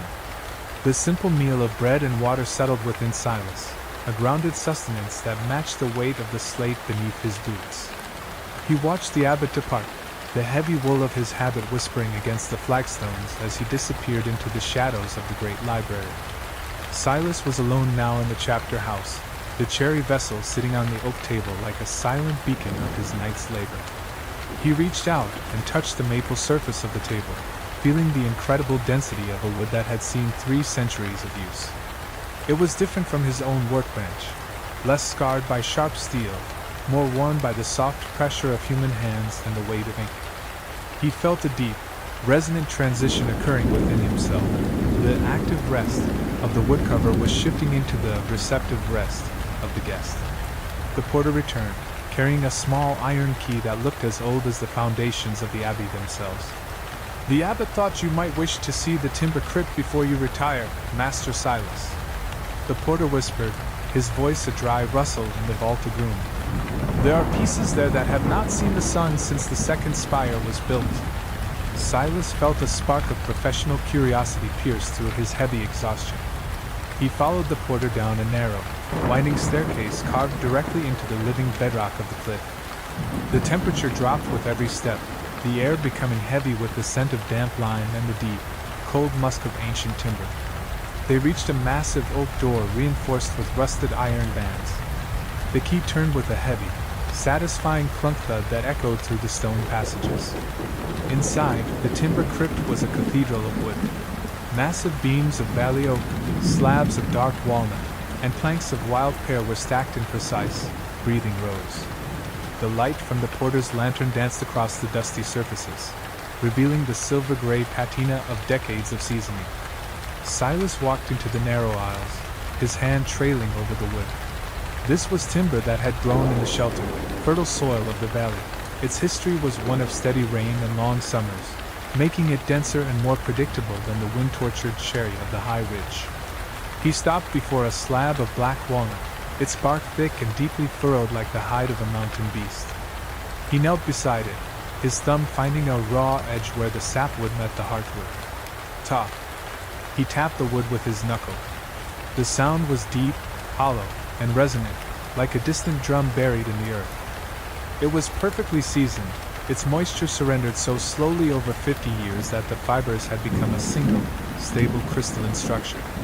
He thought of the roots of this tree, how they had once drank from the same mountain stream he had crossed hours ago. To be rooted was to be a part of the long, slow continuity of the soil. Silas closed his eyes for a moment, inhaling the scent of the walnut, a dark, chocolatey aroma that felt like a heavy, fragrant blanket for the mind. He spent an hour in the crypt, not selecting, but simply acknowledging the presence of the timber. He felt the weight of his own history as a maker aligning with the history of the materials surrounding him. The porter stood patiently by the door, the lantern flame flickering in the still air, casting long, wavering shadows of the stacks against the granite walls. "It is enough for tonight," Silas said, his voice a low rumble that seemed to vibrate in the floorboards. They returned to the surface, the warmth of the abbey meeting them like a physical embrace. Silas was led to a small, clean cell in the guest wing, the walls of whitewashed stone reflecting the soft glow of a single candle. There was a narrow bed with a straw-stuffed mattress and a heavy wool blanket. Silas sat on the edge of the bed, his feet finally surrendering to the cold floor. The journey was over, the vessel was home, and the wood was at rest. He looked at his hands, stained with cherry dust and walnut oil, and felt the profound peace of a completed ritual. The abbey was silent, the ridge was distant, and the night was full of a deep, foundational grace. Silas pulled the quilt to his chin, his breath steadying as the rhythm of the stone took hold. Master Silas awoke not to the solitary whistle of the mountain wind, but to the collective, rhythmic resonance of the abbey's great bronze bell, a deep, booming frequency that seemed to originate from the stone foundations of the room itself. He lay still for a moment, the heavy wool blanket a familiar weight, his eyes tracing the clean, whitewashed lines of the cell's vaulted ceiling. The air here was still and tempered, lacking the sharp, resinous bite of his high-ridge workshop, but it held its own complex signature of old stone and cold morning light. He rose with a slow, deliberate economy of motion, his feet meeting the slate floor with a bracing shock that immediately grounded him to the history of the abbey. He moved to the small stone basin in the corner, the water cold and piercingly clear as he performed the ritual of the morning's wash. He dressed in his heavy mountain wools, his fingers finding the familiar rhythm of the laces on his boots, the leather still holding a microscopic dusting of cherry wood from the night before. He left the cell and navigated the arched corridors, his boots making a soft, rhythmic thud hush on the flagstones. He was led by the scent of wood smoke and warm flour to the refectory, where the brothers sat in a sea of morning silence. He took his place at the heavy oak table, feeling the deep, ancient vibration of the wood beneath his palms. This was English oak, harvested 4 centuries ago, its surface polished to a dark, obsidian-like sheen by the passage of thousands of hands. To Silas, the table was not an object, it was a chronicle of endurance. He ate his portion of porridge and dried fruit with a slow, focused appreciation, his mind already drifting toward the work of the day. After the meal, he was met by Brother Peter, the scribe he had sensed in the scriptorium. The brother gestured for Silas to follow him toward the great library, a soaring space of cedar shelves and parchment-filled shadows. At the center of the library stood the great lectern, a massive, intricate structure of dark walnut that had begun to show the honest wear of time. Silas approached the piece with a professional reverence, his hands instinctively reaching out to trace the joinery. "The pivot has grown weary," Peter whispered, his voice a dry rustle in the silence of the books. "The word should not be hindered by the friction of the wood." Silas knelt beside the base of the lectern, the cold of the slate seeping into his knees. This was his true task in the valley, the restoration of the axis of the word. He retrieved a small, felt-wrapped kit of specialized tools from his cloak. He didn't begin by cutting or scraping, he began by listening. He placed his ear against the walnut column and gave the heavy bookrest a single, glacial turn. Squeak hush. The sound was a sharp, protesting cry of wood-on-wood friction, a signal that the moisture levels in the valley had caused the internal tenon to swell against its mortise. Silas moved his hand to the base, feeling the heat generated by the movement. To be rooted was to understand the balance of the elements. The walnut had survived the centuries, but it required a ritual of refinement to reclaim its silence. He reached for a small, curved scraper made of blue-tempered steel, its edge honed to a degree that it could remove a shaving thinner than a spider's silk. Scree-shh-h-h. The sound was a high, melodic note that echoed in the rafters of the library. He worked with a painstaking slowness, removing the microscopic swells of wood from the pivot shaft. With every pass, a fine, chocolate-colored dust gathered on the slate, a dark offering to the ancestors who had first shaped the walnut. Silas focused on the feel of the fit, his fingertips detecting swells that were invisible to the human eye. He thought of the roots of the walnut trees in the valley, how they moved with a slow, heavy grace through the deep clay, and he mirrored that intent in the movement of his steel. He spent hours in this state of deep, vertical focus, the afternoon light shifting across the library shelves in a slow, golden time. The scent of the walnut, dense, sweet, and ancient, filled his world, bridging the gap between his high-ridge workshop and the Abbey's stone heart.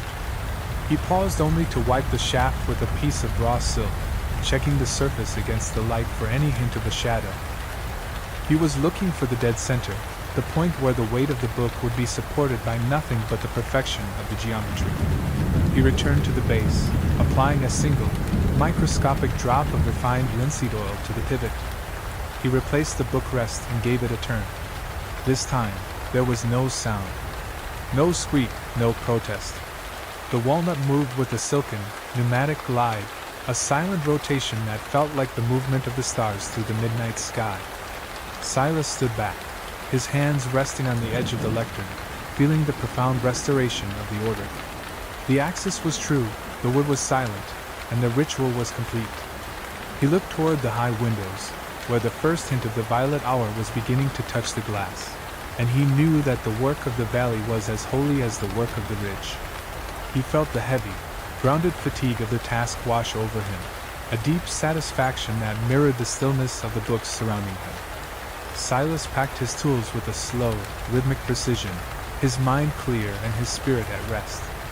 The completion of the lectern's restoration left a lingering, resonant hum in Silas's hands, a vibration of order that matched the profound stillness of the great library. He stepped out of the soaring room, the scent of walnut and linseed oil trailing behind him like a fragrant shadow.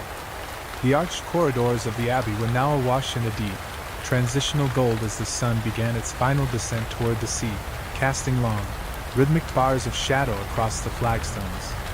Silas moved with a slow, grounded pace, his boots making a soft, percussive thud hush that echoed the heartbeat of the stone. He felt the shift in the air before he reached the heavy oak door that led to the eastern grounds, a sharp, clarifying drop in temperature that signaled the mountain's return to the night. He pushed the door open, the iron hinges offering a muted, well-oiled groan of greeting, and stepped into the Abbey's ancient orchard. The world here was a study in monochromatic peace. Rows of ancient apple and wild pear trees stood as silent sentinels, their gnarled, silver-barked limbs reaching into the indigo sky like the fingers of a resting giant. A thin, crystalline layer of frost had begun to settle on the dormant buds, turning the orchard into a garden of frozen light. Silas walked between the rows, his feet crunching softly on the stiffened grass, feeling the immense, rooted energy of the trees beneath the snow. These were not the wind-tortured timbers of the high ridge. These trees had grown in the sheltered mercy of the valley, their grain likely straight and their hearts full of a mellow, honeyed sweetness. He stopped before an ancient pear tree, its trunk spiraled and thick with the history of 100 harvests. He reached out his bare hand, pressing his palm against the rough, cold bark, feeling the absolute stasis of the winter rest. To be rooted was to understand the necessity of this deep, silent waiting.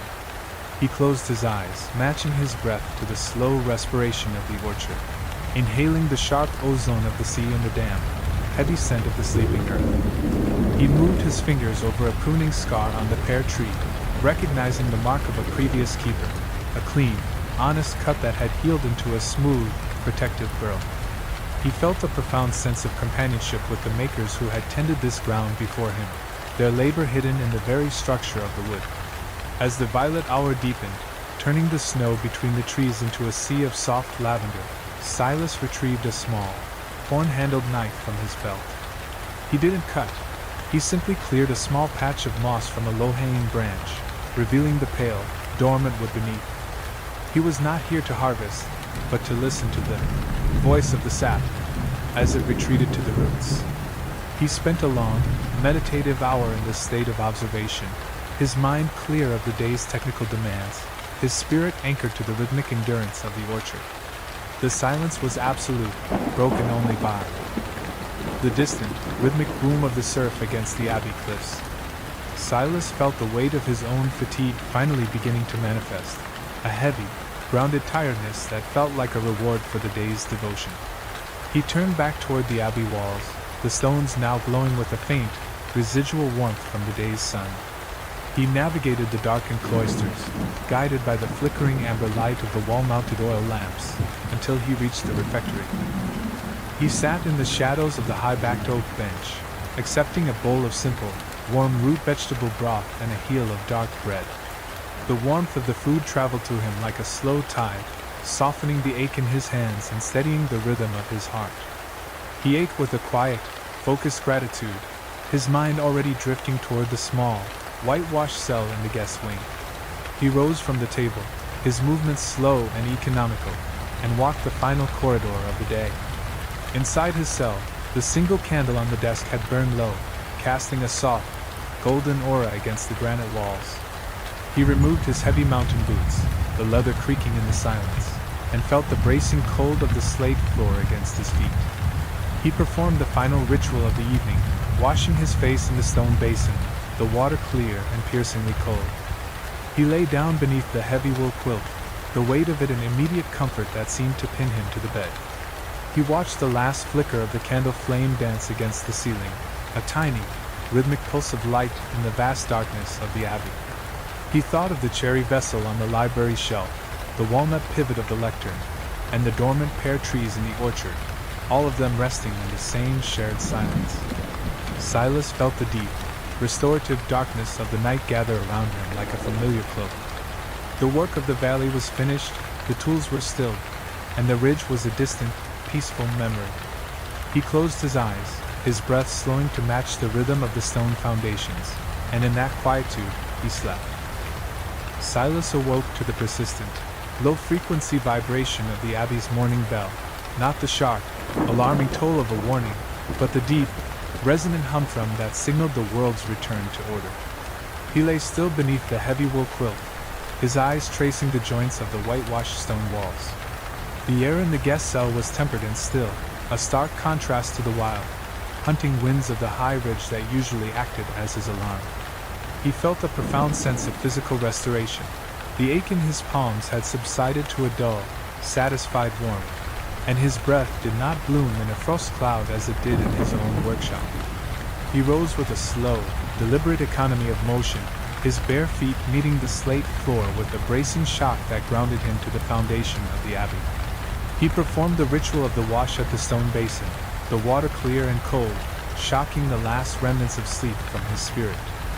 He dressed in his heavy mountain wools, the fabric still smelling faintly of cherry shavings and the cedar smoke of the ridge. He navigated the arched corridors, his boots making a soft, rhythmic thud hush on the flagstones, until he reached the great library.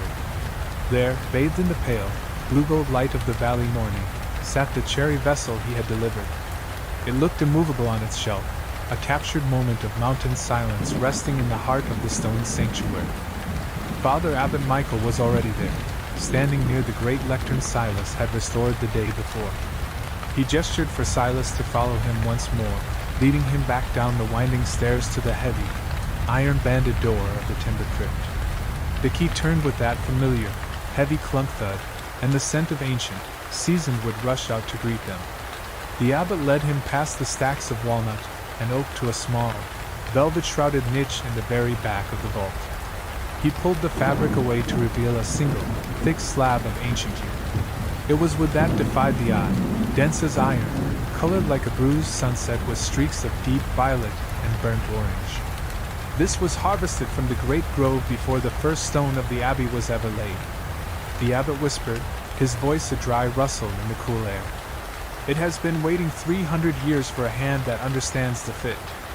Take it back to the ridge, Master Silas. It is to be a crozier for the next generation, a staff that holds the weight of the years to come. Silas reached out, his fingers trembling slightly as they touched the yew. The wood felt electric, vibrating with a stored energy that seemed to push back against his skin. It was the most difficult, most beautiful material he had ever encountered. He accepted the gift with a silent bow, the weight of the slab against his chest feeling like a heavy, holy responsibility. He returned to the surface and began the ritual of the packing of the ascent. He retrieved his mountain sled from the porter's lodge, a stout construction of ash and iron that had carried him through 1,000 drifts. He wrapped the yew slab in several layers of carded wool, then encased it in a protective skin of oiled leather to shield it from the salt mist and the coming snow. He used a series of complex, rhythmic knots to secure the cargo to the sled, his fingers moving with a precision that matched his carving. Each loop of the hemp rope was a promise of security. Each pull of the knot was a meditation on the journey ahead. Silas checked his supplies, dried meat, hard cheese, and a small flask of the abbey's medicinal cider. He stepped out through the great eastern gate, the heavy oak doors groaning as they closed behind him, sealing him back into the world of the elements. The climb back to the high ridge was a journey of focused resistance. As he moved higher, the valley's rose-gold light faded into the sharp, monochromatic white of the altitudes. The air grew thinner, colder, and more honest. Silas leaned into the weight of the sled, his boots making a deep, rhythmic crunch-hush in the fresh powder. He thought of the roots of the ancient yew, how they had once gripped the valley's soil for 1,000 years before the tree surrendered its timber to the crypt. To be rooted was to carry the history of the ground within you, even as you climbed toward the sky. He reached the halfway point as the sun began to dip behind the granite peaks, casting long, indigo shadows across the pass. The midway hut appeared like a small, gray ghost in the snow. Silas entered, built a small fire of pine kindling, and sat on the rough bench, his back against the stone. The yew slab sat beside him, a dark presence in the flickering light. He felt the heavy, grounded fatigue of the ascent wash over him, a deep satisfaction that mirrored the stillness of the peaks. He pulled his cloak tight, watched the last blue flame lick around the timber, and closed his eyes. The awakening in the midway hut was a gradual reclamation of the senses, a slow tide of consciousness that rose with the fading of the indigo shadows in the stone corners. Silas did not move for several minutes, allowing his body to acknowledge the deep, heavy cold that had settled into his cloak despite the residual heat of the banked fire. The air in the hut was thin and tasted of old granite and the sharp, metallic tang of the coming storm. He felt the absolute stillness of the high pass, a silence so dense it seemed to press against his eardrums with a rhythmic, hollow thrum. He reached out his hand, his fingers finding the rough, oiled leather of the transport bundle, and he felt the immediate, low-frequency vibration of the ancient yew within.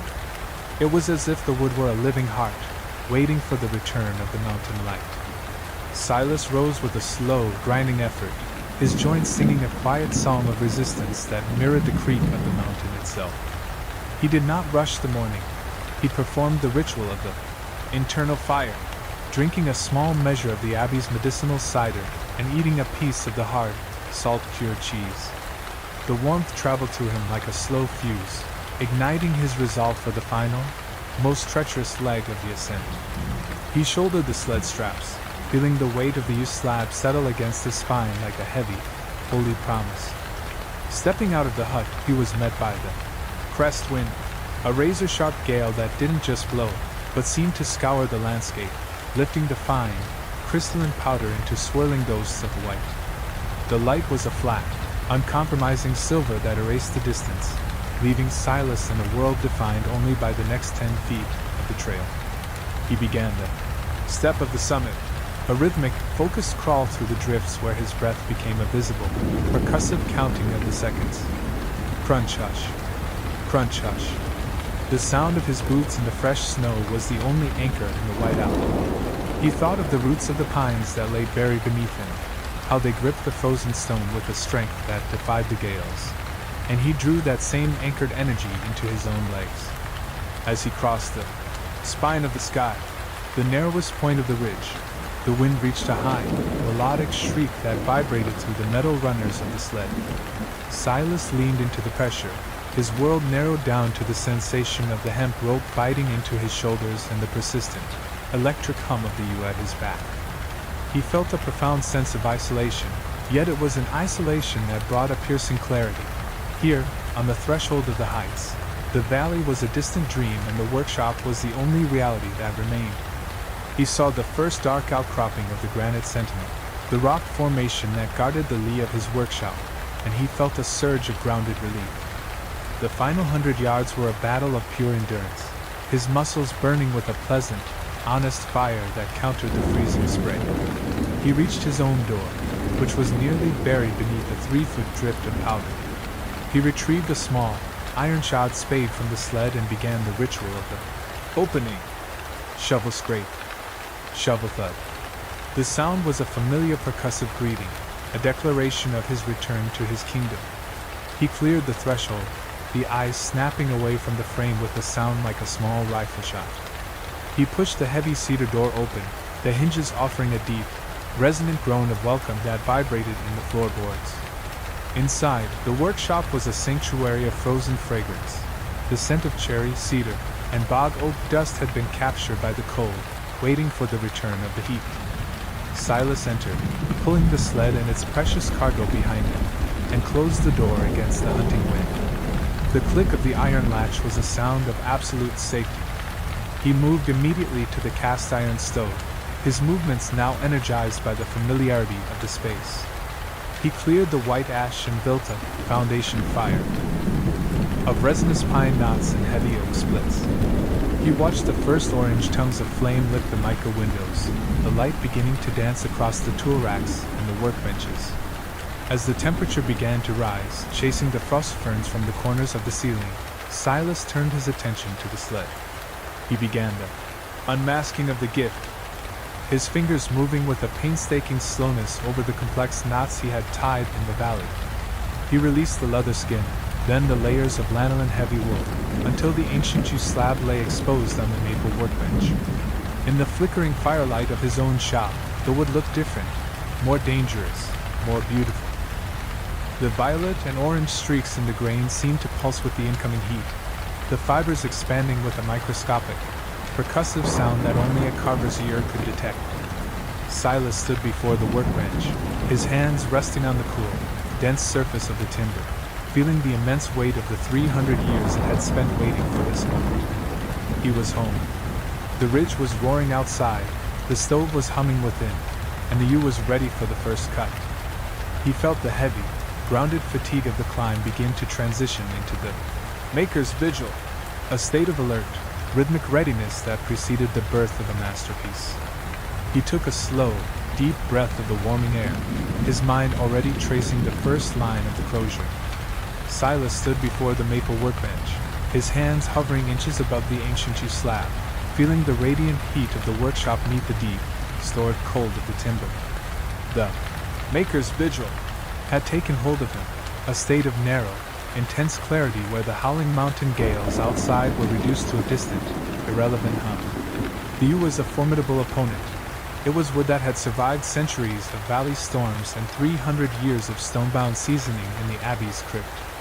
In the flickering orange light of the stove, the streaks of violet and burnt orange in the grain seemed to swirl with a hidden, liquid energy, looking less like a botanical structure and more like a celestial map. Silas reached for his layout kit, a small cedar box containing his most precise measuring tools, a brass-bound marking gauge, a compass forged from high-carbon steel, and a single piece of white soapstone. He began the ritual of the lineage trace, the process of finding the closure's path within the raw slab. He moved the soapstone with a glacial slowness, his eyes tracing the flow of the fibers, looking for the strongest route that would allow the finished staff to bear the weight of a generation. To be rooted was to understand that the wood dictates the form, never the other way around. He found a great curve, near the top of the slab, a place where the yew had naturally bent toward the valley sun, and he marked the sweep of the handle with a single, unswerving line. The sound of the soapstone against the dense yew was a dry, percussive whisper, a soft shhh tuck that signaled the first contract between the maker and the material. As he completed the layout, marking the taper of the shaft and the flare of the base, Silas felt the immense responsibility of the task. He was not just carving a tool, but an anchor for the spirit. He reached for his primary shaping tool, a heavy, two-handed draw knife with handles of scorched oak. He checked the edge one last time, the steel gleaming with a scary sharp luster that promised no mercy to the resistance of the grain. He positioned himself at the end of the bench, his feet braced against the cedar floorboards, his breath a slow, rhythmic tide. He made the first incision. Grind slice. Grind slice. The sound was guttural and honest, a deep vibration that traveled through the handles, into his forearms, and settled in his shoulders. The yew did not surrender easily. It was dense as iron and twice as stubborn. A long, thick shaving of orange-violet would curl away from the blade, fall into the floor with a heavy, wooden clack. The scent that erupted from the cut was unlike anything Silas had encountered on the ridge. It was spicy, metallic, and carried the peaty depth of the ancient grove. He worked with a meticulous, heavy pressure, removing the rough exterior to reveal the vibrant, electric heart of the timber. Every stroke was a meditation on the step of the ascent, a focused effort that required him to lean into the wood with his entire being. The pile of yew shavings began to gather at his feet, looking like a mound of sunset-colored ribbons in the dim light. Silas paused frequently to wipe the blade with a piece of silk, checking the progress of the line against the soapstone marks. He was looking for the resonance point, the moment where the wood's internal tension would balance with the external form he was imposing upon it. He moved his focus to the handle curve, using a smaller, curved spoke shave to refine the sweep. Hush-shh-shh-shh. Hush-shh-shh-shh. The sound moved from a grind to a whisper as the wood became smoother and more compliant. The afternoon shifted into the deep, indigo hours of the evening, the frost ferns on the window panes growing thicker as the temperature outside plummeted. Inside, the workshop was a sanctuary of heat and purpose, the only movement the slow, rhythmic dance of Silas's arms as he chased the closure out of the yew. He felt the heavy, grounded fatigue of the last few days finally beginning to merge with the satisfaction of the work. The staff was emerging, a powerful, flowing shape that felt balanced and alive in his hands.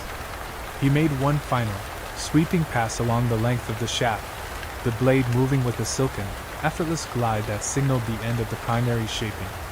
Silas stood back, his chest heaving slightly, his palms warm and stained with the spicy oils of the yew. He looked at the staff resting in the vise, a dark, violet-streaked sentinel that was now ready for the refinement of the gouge and the polish of the stone. The ridge was roaring with a new storm, the stove was clicking as it cooled, and the first stage of the covenant was complete. Silas felt the immense weight of the journey finally descend upon him, a restful, holy exhaustion that demanded a surrender to the night. He banked the fire with a thick layer of gray ash, preserving the embers for the morning watch. He walked to the small cot, the floorboards offering a final, familiar creak of greeting. He pulled the heavy cloak to his chin, the scent of the yew still clinging to his skin like a fragrant promise. The mountain was at rest, the wood was at peace, and the spirit was settled. Silas sat on the edge of the cot, his hands resting on his knees, feeling the rhythmic heat of the stove pulse against the cedar walls of the workshop. The maker's vigil had not truly released him. It had simply shifted from the physical exertion of the draw knife to the internal mapping of the next stage. The ancient yew staff sat in the vise, a dark, violet-streaked shadow that seemed to hold the cold of the mountain pass within its core, refusing to yield entirely to the warmth of the room. Outside, the storm had entered its granite phase, a high-frequency shriek of wind that carried the abrasive grit of frozen snow, scouring the workshop's stone foundations. Silas rose, his movement a slow, deliberate reclamation of purpose, and walked to the window. He could see nothing but the swirling ghosts of the ridge, the world erased by the whiteout, leaving his sanctuary as the only point of reality in the void. He moved to the small cabinet beneath the rafters and retrieved a length of undyed silk, which he dampened with a few drops of lavender water. He tied the cloth around his face, covering his nose and mouth. Yew was a wood of ancient power, but its dust was a silent poison, a spicy, resinous grit that could cloud the lungs if not respected. This was the sacrifice of the mask, a ritual of protection that signaled the transition to the fine carving. He returned to the workbench and selected a small, deep-sweep gouge, its handle turned from the same hornbeam as his mallet. He checked the edge under the light of the oil lamp, seeing a line of silver so thin it was almost invisible, the mark of a blade that could sever a thought. He began the spiraling trace, a technique that required him to carve a continuous, rising line around the shaft of the crosier, mimicking the way the yew had grown toward the sun in the abbey's grove. Scree-hush. Scree-hush. The sound was a high, melodic note that vibrated through the steel and into the bones of his hands. Every pass of the gouge removed a ribbon of wood that was orange on one side and deep purple on the other, a binary history of the tree's life. He spent hours on this single spiral, his body leaning into the curve, his weight shifting from his heels to the balls of his feet in a slow, percussive dance. He felt the minute variations in the wood's density. Here, a century of slow growth where the rings were packed tight as parchment. There, a decade of abundance where the fibers were wider and more resilient. The steel encountered a small, petrified knot, a place where a branch had been suppressed for 50 years. Silas adjusted his pressure, his fingers detecting the change in resistance before the wood could splinter. He worked around the obstruction with a rhythmic, circular motion, the gouge singing a different, lower frequency as it navigated the density. He thought of the tools themselves, how the steel had been forged in the valley. Fires and tempered in the mountain snows, a union of elements that now allowed him to commune with the yew. He spent a full 3 hours just on the base of the shaft, ensuring that the spiral transition was as smooth as a natural growth. Silas focused on the weight of the hand, ensuring that the depth of the cut remained consistent as he moved from the flared base toward the handle curve. He thought of the roots of the yew, how they had survived 3 centuries of valley history, drinking the same rains that had once fed the ancestors of the monks. To be rooted was to be a repository of time. He moved his focus to the head of the staff, the great curve he had laid out with the soapstone. Here, the grain was a chaotic, beautiful whirlpool of knots and swirls. He switched to a tiny, needle-pointed V-tool, a chisel designed for the most intricate detail. He began to carve the map of the ridge into the handle, a series of microscopic lines that mirrored the topography of the high ridge itself. He carved the granite sentinel, the standing stones, and the path that led to the abbey. He worked with a magnifying glass held in his left hand, his right hand moving with the precision of a surgeon. He carved the very fissures in the rock, the secret springs that only he knew, and the exact slant of his own workshop roof. Click-tock, click-tock. The sound of the small bone mallet was a percussive counting of the seconds, a heartbeat for the silence. He spent an entire watch just on the depiction of the standing stones, ensuring that the shadows carved into the wood matched the shadows cast by the mountain sun at noon. He spent hours refining the valley pass, a section where the wood was particularly dense and required a series of thousands of microscopic, overlapping cuts. The yew resisted his steel with an ancient, stubborn pride, but Silas did not force the metal. He waited for the wood to invite the cut. He felt the spicy, peaty dust settle on his forearms, a fine powder that looked like ground amethysts in the lamplight. He spent hours in this state of microfocus, his eyes inches from the U, his breath a slow, filtered tide through the silk. The scent of the U dust was now a physical presence in the room, sharp, peaty, and metallic. He felt a deep sense of companionship with the material. The U was no longer resisting, it was participating, surrendering its secrets to the steel with a quiet, honest dignity. As the night deepened, the lantern oil began to run low, the flame flickering and casting long, wavering shadows that made the carvings on the handle look as though they were moving. Silas paused to refill the reservoir, the liquid oil a golden swirl in the amber light. He took a single sip of the abbey cider, feeling the tart warmth settle his spirit. He returned to the bench for the ritual of the 7 stones. He retrieved a set of polished river stones, each a different grade of abrasive density, ranging from coarse granite to fine, translucent jade. He began the dry sanding, his hand moving in long, rhythmic sweeps along the length of the staff. He started with the first stone, a gray granite with a tooth like a winter gale. Scrape hush. Scrape hush. This stone removed the microscopic ridges left by the gouge, leveling the landscape of the staff. He worked this stone for a full hour, his arm moving in a steady, unbroken arc from base to head, his eyes closed as he relied entirely on the percussive vibration in his palm to tell him when the surface was true.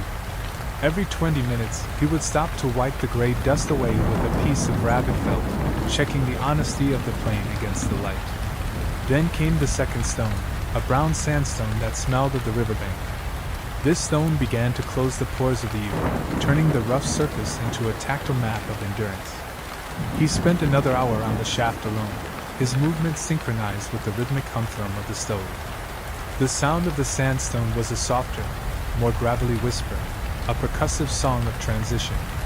The third stone was a red siltstone, which brought out the first hints of the grain's inner fire, the violet streaks beginning to glow against the orange hardwood. Silas spent 90 minutes on the handle curve with this stone, ensuring the transitions between the topographical carvings were as smooth as the rock they represented. He felt the heat rising in the wood, a friction-borne energy that seemed to wake the resins. The fourth stone was a dark slate, which Silas used to refine the micro-carvings on the handle, the stone fitting into the grooves he had cut with the B2. Wish-sh-h-h-h. Wish-sh-h-h-h.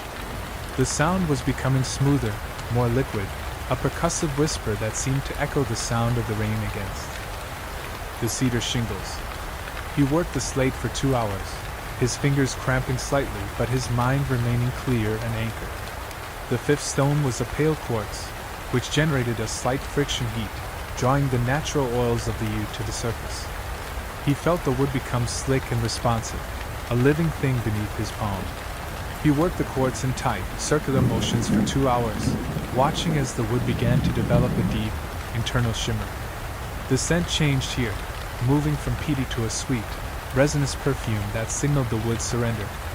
The sixth stone was a piece of obsidian, black and glass-like, which compressed the fibers until the U began to reflect the light of the stove. This was the work of the deep mirror, where the wood surrendered its texture to the light.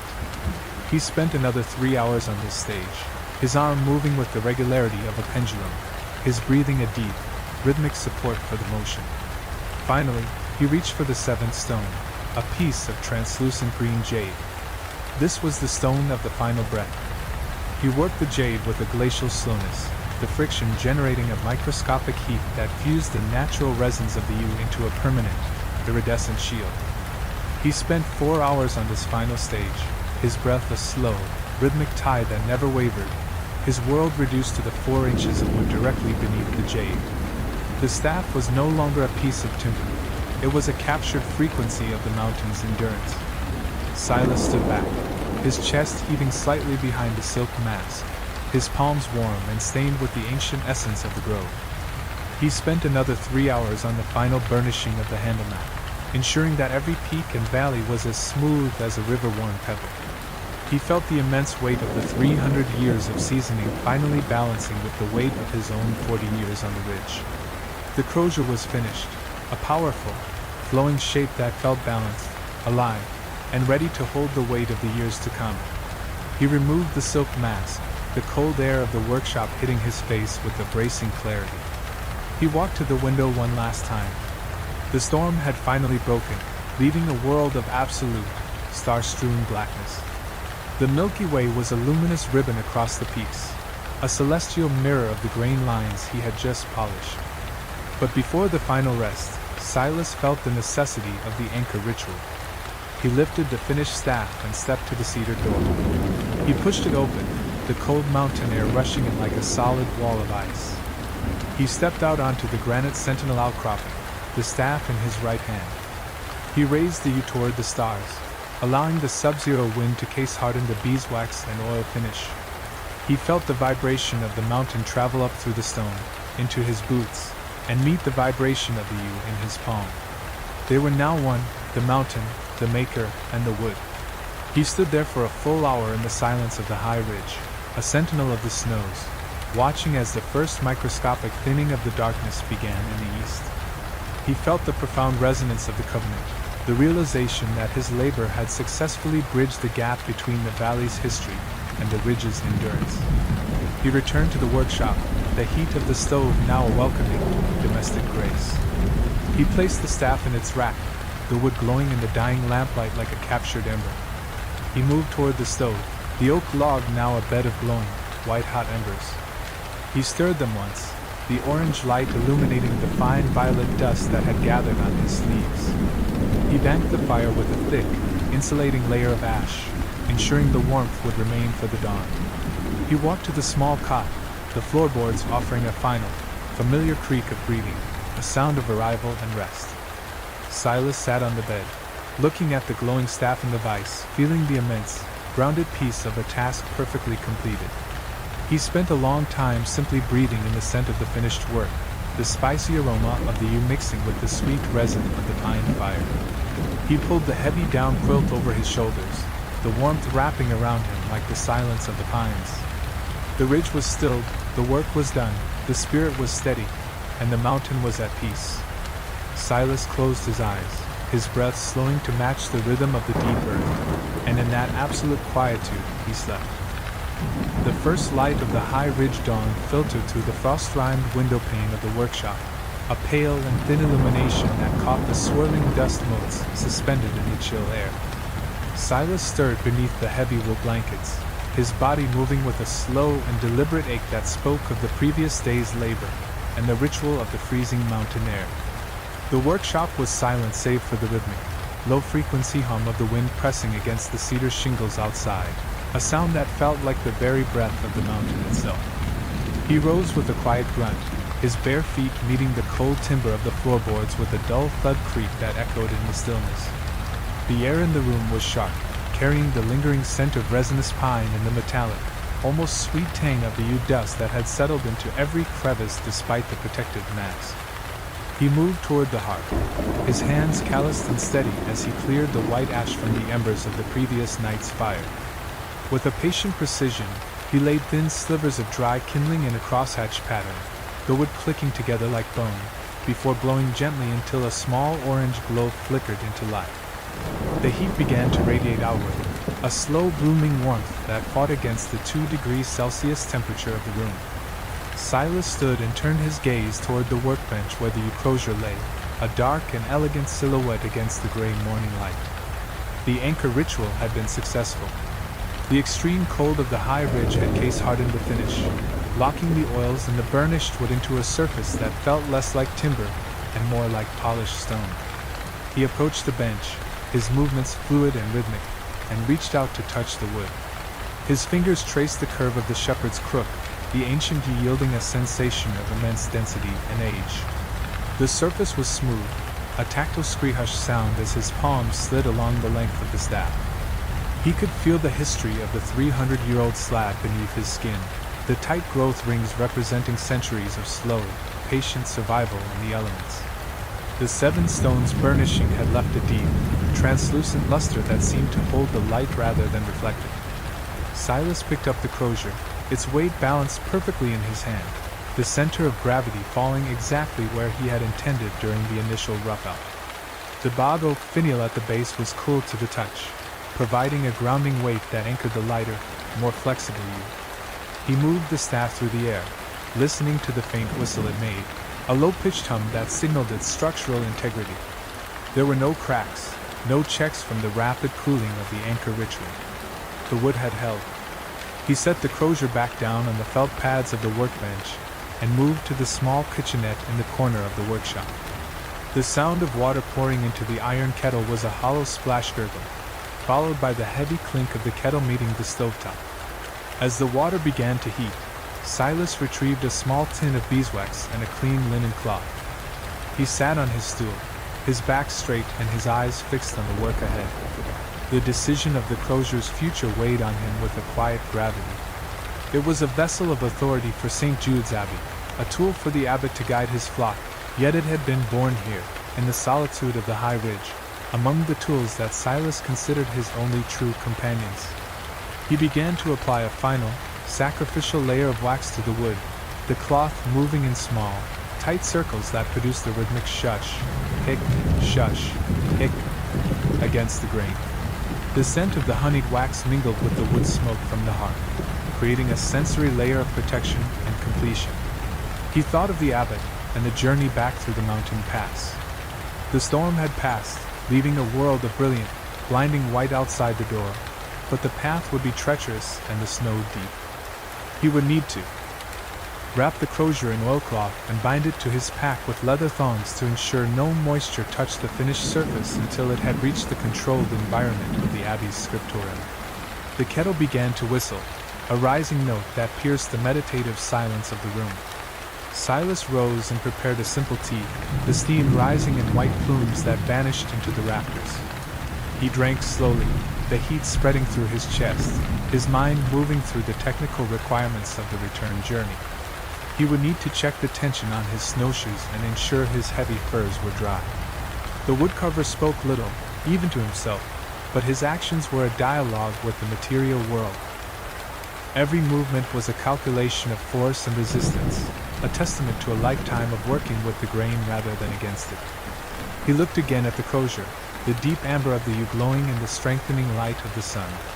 It was finished, but the ritual of its delivery was just beginning.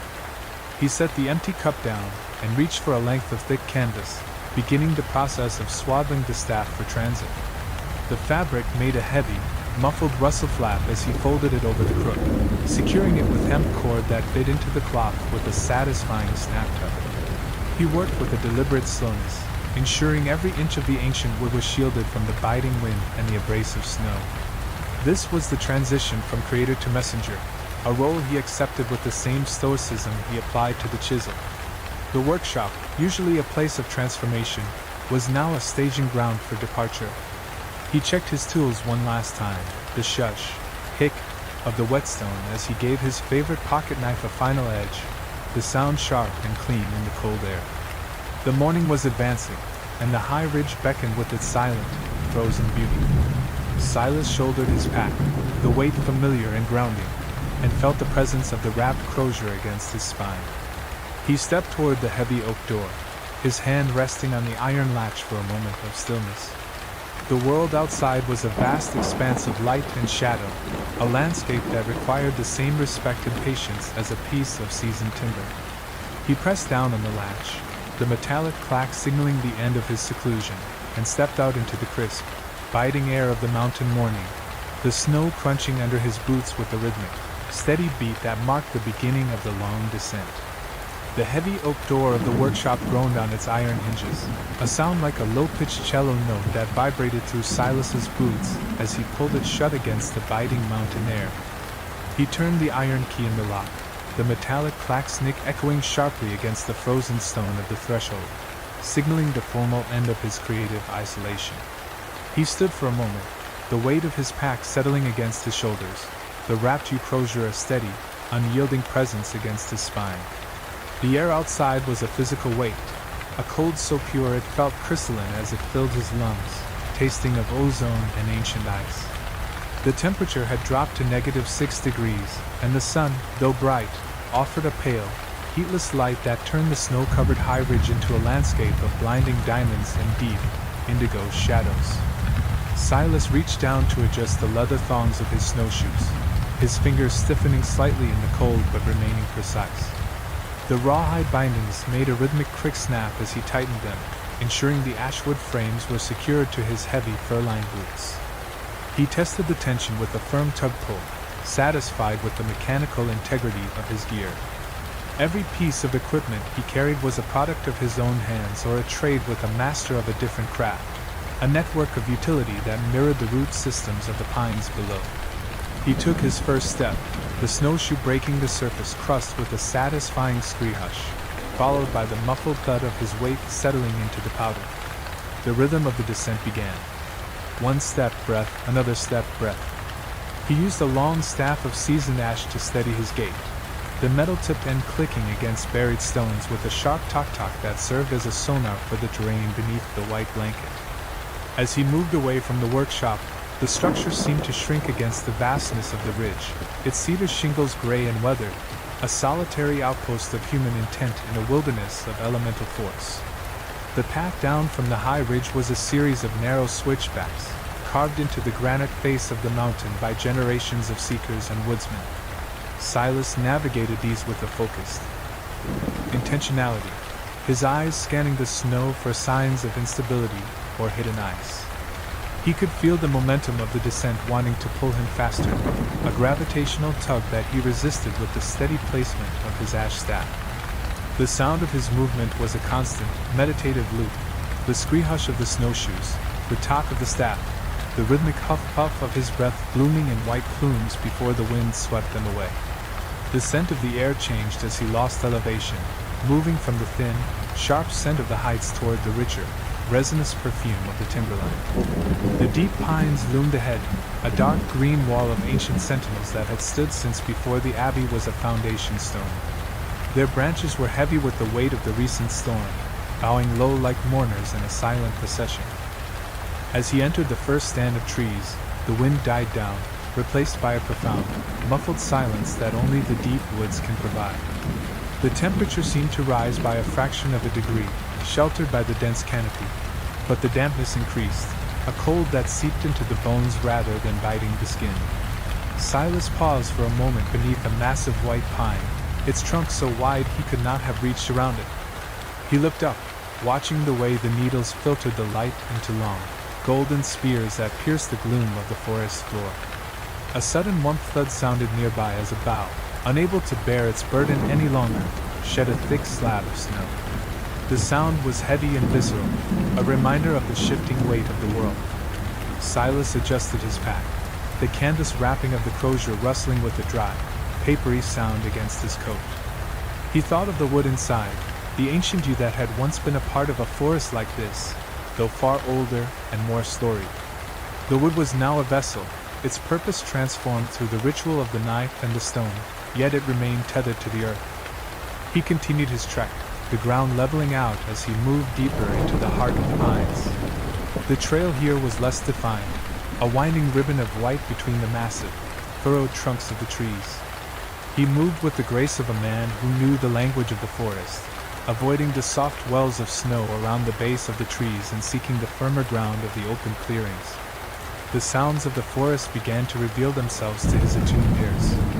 The distant, rhythmic drumming of a woodpecker, a rapid-fire tap-tap-tap that sounded like a small hammer against a hollow log. The soft, whistling sigh of the wind in the high branches, a sound the mountain folk called the singing of the needles. The occasional skitter of a squirrel, or the heavy, plodding movement of a deer hidden in the thicket. Silas processed these sounds as technical data, a map of the living world that surrounded him. He reached a frozen stream, the water locked beneath a thick, translucent layer of ice that glowed with a faint cerulean light. He could hear the water moving underneath, a low-frequency gurgle chime that pulsed like a heartbeat. He crossed carefully, his snowshoes distributing his weight across the fragile bridge, the ice groaning with a deep, resonant creak snap that vibrated through his legs. He did not rush. The philosophy of the woodcarver was one of patient progression, whether at the workbench or on the trail. He reached a landmark he knew well, a massive outcropping of granite known as the Weeping Rock. In the summer, water trickled down its face in a constant, gentle weep, but now it was a frozen monument, draped in massive icicles that looked like the pipes of a great cathedral organ. The ice was clear and jagged, catching the stray rays of sunlight and refracting them into prisms of color across the snow. Silas leaned against the rock, the cold of the stone penetrating through his furs, providing a grounding sensation of solidity. He took a small flask from his coat and took a sip of water, the liquid cold and clean, tasting faintly of the cedar vessel it was stored in. He looked down at his hands, the skin mapped with lines of labor and scars from slips of the chisel. They were the tools that had shaped the crozier, the interface between his mind and the ancient wood.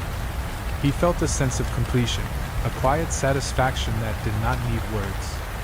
The descent was half over. The abbey lay in the valley below, a cluster of stone buildings nestled in the embrace of the lower hills. He could not see it yet, but he could feel its presence, a destination that required him to relinquish his creation. The walk was a transition, a slow peeling away of the intimacy he had shared with the youth over the past weeks. He would deliver the staff, and it would belong to the abbot, to the rituals of the church, and eventually to history. He pushed off from the weeping rock, his boots finding the rhythm once more. The terrain began to change again, the pines giving way to stands of birch and maple, their skeletal branches reaching up like silver fingers against the darkening blue of the sky. The shadows were lengthening, stretching across the snow in long, distorted shapes. Silas moved with a steady, unflagging pace, his body a machine of bone and muscle tuned to the requirements of the mountain. He focused on the mechanical sensation of the snowshoe bindings, the way they flexed and held with every step. He thought of the physics of the lever and the fulcrum, the way his ash staff provided a third point of contact that stabilized his entire frame. The world was a series of interconnected forces, and his role was to navigate them with respect and skill. The air grew thicker as he descended, the scent of wood smoke from distant hearths beginning to drift on the cooling breeze. It was a domestic scent, a smell of home and warmth that contrasted with the wild, ozonic purity of the high ridge. Silas did not yearn for the warmth yet. He inhabited the cold with a stoic acceptance, finding a form of rest in the very act of movement. This was active rest, the engagement of the senses and the body in a task that allowed the mind to settle into a deep, rhythmic stillness. He was a part of the landscape, a moving element in a frozen tableau. He reached the edge of the deep pines, where the forest opened up into the rolling meadows that bordered the abbey lands. The snow here was windswept and packed hard, allowing him to move with greater speed. The tock-tock of his staff became more frequent, a faster tempo that signaled the nearing end of the journey. He could see the first of the abbey's stone walls in the distance, a gray line against the white expanse. The sun was dipping below the horizon now, casting a final, fiery glow across the peaks of the high ridge, turning the snow to a soft, bruised purple. Silas felt the temperature drop sharply as the light faded, the frost beginning to form on the edges of his hood and in the thick hair of his beard. He did not quicken his pace. He maintained the same deliberate, rhythmic stride, honoring the distance and the effort. He crossed the final ridge, the Abbey of St. Jude appearing in full view, its windows beginning to flicker with the warm, yellow light of candles and oil lamps. The sound of a distant bell began to toll, a deep, resonant bronze note that rolled across the valley in waves of sound. It was the call to vespers, a signal of order and ritual that greeted the woodcarver as he emerged from the wild. Silas adjusted the strap of his pack one last time, feeling the solid, reassuring weight of the crozier. He had brought it through the storm, through the ritual of the stones and the cold, and now through the heart of the deep pines. He walked toward the great oak gates of the abbey, the snow crunching under his feet in a final, steady beat that echoed the tolling of the bell. The transition was almost complete, the Creator approaching the threshold of the world he served. He reached the gate and raised his hand to the heavy iron knocker, the metal cold and unyielding against his palm. The sound of the knock was a single, authoritative thud that announced his arrival, a period at the end of a long and difficult sentence. He stood and waited, his breath a steady cloud in the twilight, his eyes fixed on the wood of the gate, noticing the grain and the joinery even now, in the moment of his return. The gate began to creak open, a sliver of warm light spilling out onto the snow, and Silas stepped forward, the weight of the forest and the mountains still clinging to his coat like a shroud of frost. He moved into the courtyard, the sound of his snowshoes on the cobblestones a new and jarring note in the symphony of his journey. The brothers were moving toward the chapel, their cowls pulled low, their movements silent and ghost-like in the dim light. Silas found the familiar path to the abbot's quarters, his steps sure even in the deepening gloom. He reached the door and paused, taking a final moment to feel the presence of the crozier on his back before he would unwrap it and reveal its beauty to the man who had commissioned it. The journey was not just a physical passage. It was the final stage of the carving itself, a seasoning of the spirit that matched the seasoning of the wood. He knocked gently on the abbot's door, the sound muffled and soft, a gesture of respect for the silence of the place. The door opened, and the scent of old parchment and beeswax candles wafted out, a sensory overlap with his own workshop that felt like a bridge between two worlds. Silas stepped inside, the heat of the room a sudden and overwhelming force that made his skin tingle and his lungs expand. He moved to the large oak table in the center of the room and began to unbuckle his pack, his movements slow and reverent. He laid the wrapped bundle on the table, the canvas dark with the moisture of the descent. With steady hands, he began to undo the hemp cords, the sound of the knots yielding a series of soft clicks and snaps. He folded back the layers of oilcloth and canvas, revealing the dark, lustrous surface of the ancient yew. The light from the candles caught the finish, the 7 stones burnished glowing with a depth that seemed to pull the gaze into the very heart of the wood.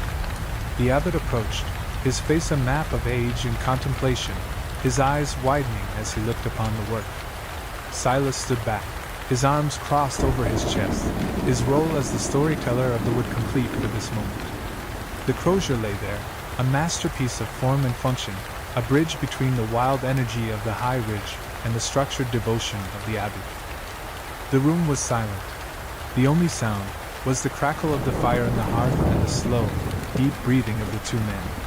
Silas felt the fatigue of the journey begin to settle into his muscles, a heavy and welcome sensation that signaled the onset of a different kind of rest. He had fulfilled his vow to the wood and to the man, and the weight he had carried was now shared with the world. He looked at the abbot, seeing the reflection of the candles in the polished surface of the yew, a flicker of light that seemed to animate the ancient timber. The work was done, yet the story of the crozier was only just beginning its life in the hands of the faithful. Silas reached out and touched the bog oak finial one last time, a silent goodbye to the object that had occupied his mind and hands for so many days. The wood was cold, holding the memory of the mountain air, a reminder of the origins of all things. He turned toward the fire, the warmth drawing him in, a physical reward for the trials of the descent. The shadows danced on the walls, shapes of trees and tools and memories of the path he had taken. He was the woodcarver, rooted and patient, a man who understood that every finish was also a beginning. The abbot nodded in a slow, rhythmic motion, his eyes never leaving the deep, translucent luster of the ancient yew as he gestured toward the small stone hearth where the fire crackled with a low rum hush that echoed in the quiet room. Silas felt the tension in his shoulders begin to dissipate, a heavy, sinking feeling that was both a burden and a relief as he moved toward the guest quarters provided for him in the north wing of the cloister. The transition from the frozen, crystalline air of the high ridge to the thick, incense-heavy atmosphere of the abbey was a physical weight, a shift in pressure that made his ears pop with a soft clack-click sensation. He walked down the long, vaulted corridor, his heavy boots making a muffled thud-talk against the ancient flagstones which had been worn smooth by centuries of monastic life. The stone walls were cool to the touch, weeping a slight moisture that smelled of minerals and thyme, a stark contrast to the resinous, dry scent of his timber workshop. He reached the guest cell, a modest room with a high, narrow window that looked out toward the dark silhouette of the deep pines, and closed the heavy oak door with a resonant thump, shush that sealed out the world. The room was sparse, containing only a narrow cot with a straw mattress, a small wooden stool, and a wash basin made of hammered copper that caught the flickering light of a single tallow candle. Silas set his pack down on the floor, the frame making a weary creak groan as the weight was finally released from his spine. He stood still for a long moment, letting his body calibrate to the lack of movement, the ghost weight of the yew crozier still pressing against his mind. He began the ritual of the tools, a task that was as much about his own mental transition as it was about the maintenance of his equipment.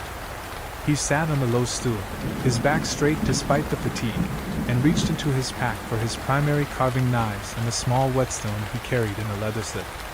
The moisture from the descent had to be addressed immediately to prevent the steel from pitting. He took a clean rag, infused with a blend of mineral oil and beeswax, and began to wipe down the blade of his favorite straight-edge chisel. The sound was a rhythmic, elongated shush, hic that filled the small cell, a familiar frequency that acted as a tether to his identity as a maker. Shush, hic. He repeated the motion with a mechanical precision, his eyes focused on the way the oil moved across the polished metal, creating a protective barrier against the humid abbey air.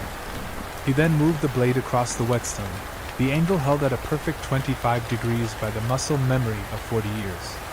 The sound shifted to a sharper screechoo, a metallic whisper that signaled the refinement of the edge. He checked the sharpness with the pad of his thumb, a light, glancing pressure that revealed a hair-splitting keenness, the sensation a tiny tick of feedback against his skin. After the tools were cleaned and stowed in their rolls, he turned his attention to his own physical state. He moved to the copper wash basin and poured water from a ceramic pitcher, the liquid making a hollow glug splash that echoed in the stone cell. The water was cool, not the freezing temperature of the mountain runoff, but a tempered, cellar cool that felt like silk against his calloused hands. He washed the mountain grime from his face, the scent of the soap, a simple lye and lavender blend, striking him as incredibly domestic and soft. He dried himself with a coarse linen towel, the fabric making a scrub-hush sound against his beard. A brother appeared at the door, silent as a shadow, and left a wooden tray containing a bowl of thick barley pottage, a heel of dark rye bread, and a small mug of weak ale. Silas ate with a deliberate slowness, the wooden spoon making a rhythmic clack-clink against the side of the bowl. The pottage was warm and earthy, the heat spreading through his core and loosening the last of the mountain's grip on his muscles. The rye bread was dense and chewy, requiring a slow, methodical mastication that felt like another form of labor. He finished the meal and set the tray aside, his movements becoming increasingly heavy as the lack of adrenaline began to take its toll. The temperature in the cell was a stable 18 degrees Celsius, a luxury compared to the negative 6 degrees Celsius of the ridge. He stood and moved to the narrow window, looking out at the stars that were beginning to pierce the velvet dark of the valley. The deep pines were a black ocean below, a vast and silent kingdom that he would have to traverse again in the coming days. For now, however, the requirements of the wood had been met. The crozier was safe in the hands of the abbot, and the responsibility of its form no longer rested on Silas's shoulders. He moved to the cot, the strong mattress rustling with a dry crinkle crunch as he sat down to remove his boots. The leather was stiff with salt and moisture, the laces making a sharp snap tug as he loosened the knots. He set them neatly by the door, the heels meeting the stone with a final, grounding thud. He lay back, the weight of his body sinking into the straw, the texture of the mattress making a constant, low-level hushed crinkle that served as a white noise backdrop to his thoughts. The ceiling of the cell was high and arched, the shadows of the candle flame dancing across the stone in slow, hypnotic patterns. Silas felt his breathing deepen, the rhythm slowing to a steady, oceanic pulse. The sounds of the abbey, the distant chime of a bell, the shuffle of sandaled feet in the corridor, the sigh of the wind through the high vents, blended into a single, cohesive drone. His mind drifted back to the youth, the way the grain had fought and then yielded, the way the 7 stones had brought forth the inner light of the timber. He could almost feel the phantom sensation of the wood beneath his fingers, the shush, hic of the final burnish. The fatigue was a warm tide now, rising from his feet to his chest, pulling him down into the soft, dark earth of unconsciousness. He did not fight it. He was a man who understood the necessity of the fallow season, the importance of the pause between the strike of the hammer and the cooling of the steel. The workshop on the high ridge was a world away, a memory of cold and focus that would wait for his return. Here, in the heart of the stone silence, there was only the slow, rhythmic expansion and contraction of his lungs. The candle flickered one last time, a tiny spit pop of hot wax, before the wick drowned and the room was plunged into a perfect, velvety blackness. The air was still, holding the faint scent of the rye bread and the lavender soap. Silas closed his eyes, his consciousness narrowing to a single, fading point of light. And in that quietude he slept. The deep, resonant dome hollow of the Abbey's great bronze bell vibrated through the stone floor of the guest cell, the sound traveling up through the legs of the cot and into Silas's bones before his mind had fully returned from the depths of a dreamless sleep. He lay still for several minutes, eyes fixed on the gray-white ceiling where the first pre-dawn light was beginning to define the grain of the mortar between the stones. The air in the cell was stationary and cool, a steady 18 degrees Celsius that felt heavy compared to the thin, sharp atmosphere of the high ridge.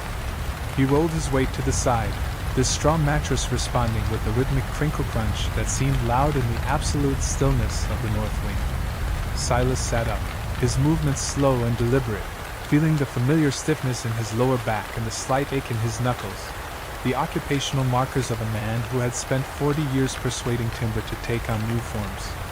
He reached for his wool socks, the thick fibers making a soft scritch hush as he pulled them over his feet, the material providing an immediate, grounding warmth. His boots sat exactly where he had left them, the dark leather appearing almost black in the dim light, and he picked one up to inspect the soles for any signs of separation after the previous day's descent.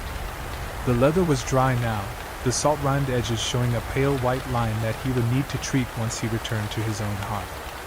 He slid his feet into the boots, the internal structure of the heel making a firm thumb shush as his weight settled. He did not lace them immediately. Instead, he stood and moved to the wash basin, where the water from the previous night remained still and silver. He plunged his hands into the cool liquid, the sound of the displacement a gentle glove slosh, and splashed his face until the last remnants of sleep were washed away. The scent of the lavender soap remained in the fibers of his towel, a clean, floral note that contrasted with the more familiar smells of damp earth and sawdust. Silas turned toward his pack, his mind already calculating the variables of the return journey. The ascent would be more demanding, a steady gain of 800 meters of elevation over the next 6 kilometers. He checked the contents of his small leather pouch, ensuring he had enough dried venison and hardtack to sustain the caloric output required for the climb. He sat back down on the stool and began the process of lacing his boots, a ritual of tension and release that he performed with the same care he gave to stringing a bow. The leather cords made a sharp snap tug as he tightened them across the bridge of his foot, followed by a rhythmic creak pull as he worked the laces through the brass eyelets. He tied the final knots with a secure, double-looped hitch, feeling the support of the high ankles like a second skin. Silas then reached for his outer layers, a series of wool and fur garments designed to trap air and regulate his body temperature through a process of thermal layering.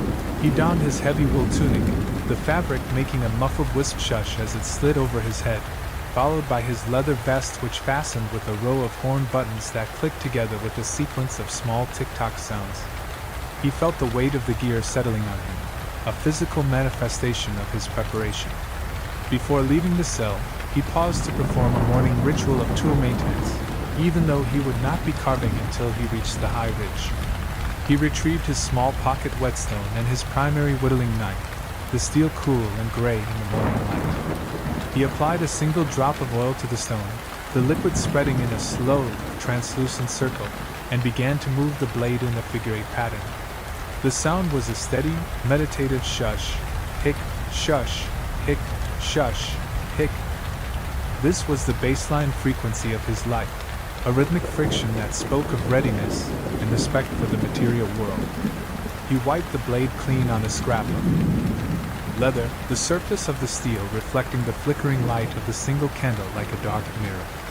He stowed the knife in its sheath, the click of the safety strap a final snap hush. Silas stood, shouldered his pack, and moved toward the door, his hand resting on the iron latch. The metal was cold, -2 degrees Celsius, a reminder that the world outside the stone walls was still gripped by the mountain winter. He pressed the latch down, the mechanism moving with a smooth, oiled clack click, and stepped out into the corridor. The Abbey was waking up. He could hear the distant, rhythmic shuffle of sandaled feet, and the low, melodic drone of the morning prayers drifting from the chapel. He did not join the brothers, preferring the solitary communion of the trail. He walked toward the main gate, his boots making a steady thud-tock against the flagstones, the sound echoing up into the vaulted ceiling. He passed through the inner courtyard where the frost lay thick on the herb garden, the dead stalks of rosemary and thyme appearing like silver sculptures in the dawn. The great oak gates were being opened by 2 younger monks, the massive timbers groaning on their hinges with a deep, vibratory creak drum that felt like a mountain shifting. Silas nodded to them, a silent gesture of gratitude, and stepped out into the valley. The air hit him like a physical force, a sharp, clarifying cold that tasted of pine needles and snow. The temperature outside the walls was -10 degrees Celsius, and the wind was a low-pitched drumsigh that carried the scent of the deep woods. He paused to secure his snowshoes, the ashwood frames making a sharp clack snap as he locked the bindings over his boots. He took up his ash staff, the metal tip making a crystalline tock as it hit the frozen ground. The journey back to the deep pines had begun. He moved with a steady, rhythmic gait, his snowshoes making a consistent crunch hiss as they broke the surface of the packed snow. The valley floor was a wide, white expanse, the abbey buildings behind him shrinking into the gray landscape. Silas focused on the mechanics of his movement, the way his center of gravity shifted with every step to maintain maximum efficiency. He thought of the physics of his ascent, how much force was required to move his mass against the incline. The slope felt like it was at least 30 degrees, gravity acting against him and pulling him down as if his ascent was an affront to gravity's existence. He adjusted his pace to ensure his heart rate remained steady. He entered the first stand of trees at the edge of the pines, the transition from the open valley to the forest marked by a sudden, profound shift in acoustics. The wind was baffled by the dense canopy, and the sound of his movement became more intimate, a soft hush crunch that seemed to be absorbed by the surrounding timber. The trees here were mostly silver birch and younger maples, their bark tight and smooth, showing the first hints of the coming spring beneath the ice. Silas observed them with a technical eye, noticing the way the weight of the snow had caused some of the branches to bow in a perfect catenary curve. He moved deeper into the woods, the birch giving way to the massive, furrowed trunks of the ancient hemlocks and pines. These were the elders of the forest, their roots anchored deep in the granite bedrock of the mountain. The scent here was a complex mixture of damp earth, decaying needles, and the sharp, medicinal tang of hemlock resin. A sudden sound to his left caught his attention, a rapid-fire tap-tap-tock-tap, and he paused to see a pileated woodpecker working on a dead snag of cedar.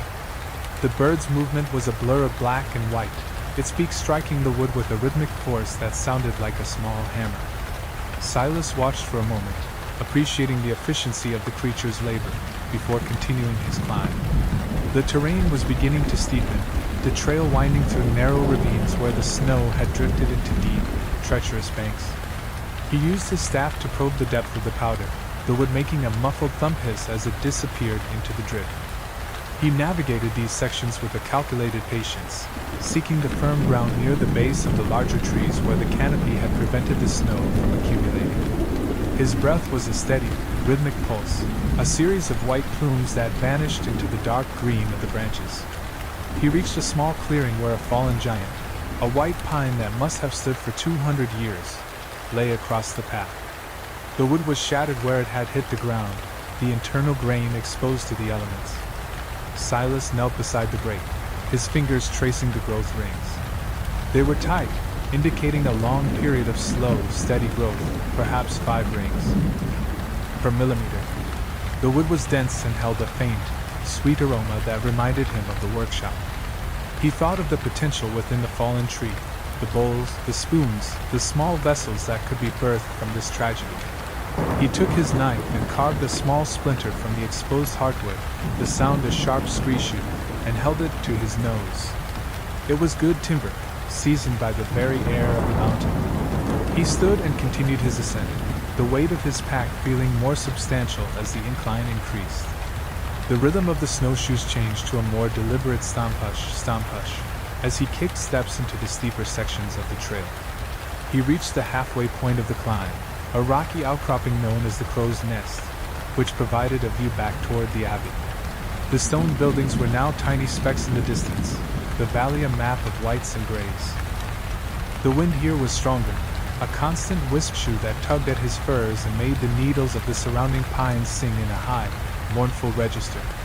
Silas took a moment to rest, leaning against the cold granite of the outcropping. He retrieved his flask and took a small sip of water, the liquid tasting of the cedar vessel and the mountain spring. He felt the cold penetrating his layers, a reminder that stillness was a danger in this environment. He pushed off from the rock and moved back into the shelter of the trees, the path narrowing as it hugged the side of the ridge. He was moving into the heart of the deep pines now, the area where the timber was the oldest and the silence the most profound. The trees here were spaced further apart, their trunks like the pillars of a great cathedral, the light filtering down in long, dusty shafts that caught the falling ice crystals. The sound of the forest was a low-frequency hum, a combination of the wind in the branches and the subtle movements of the earth. Silas felt a sense of homecoming as he navigated the familiar landmarks. The twisted oak that looked like a man in prayer, the twin birches that guarded the entrance to the high ravine, the flat stone where he had once found a cache of ancient flint tools. He was a part of this landscape, a living element of the high ridge ecology.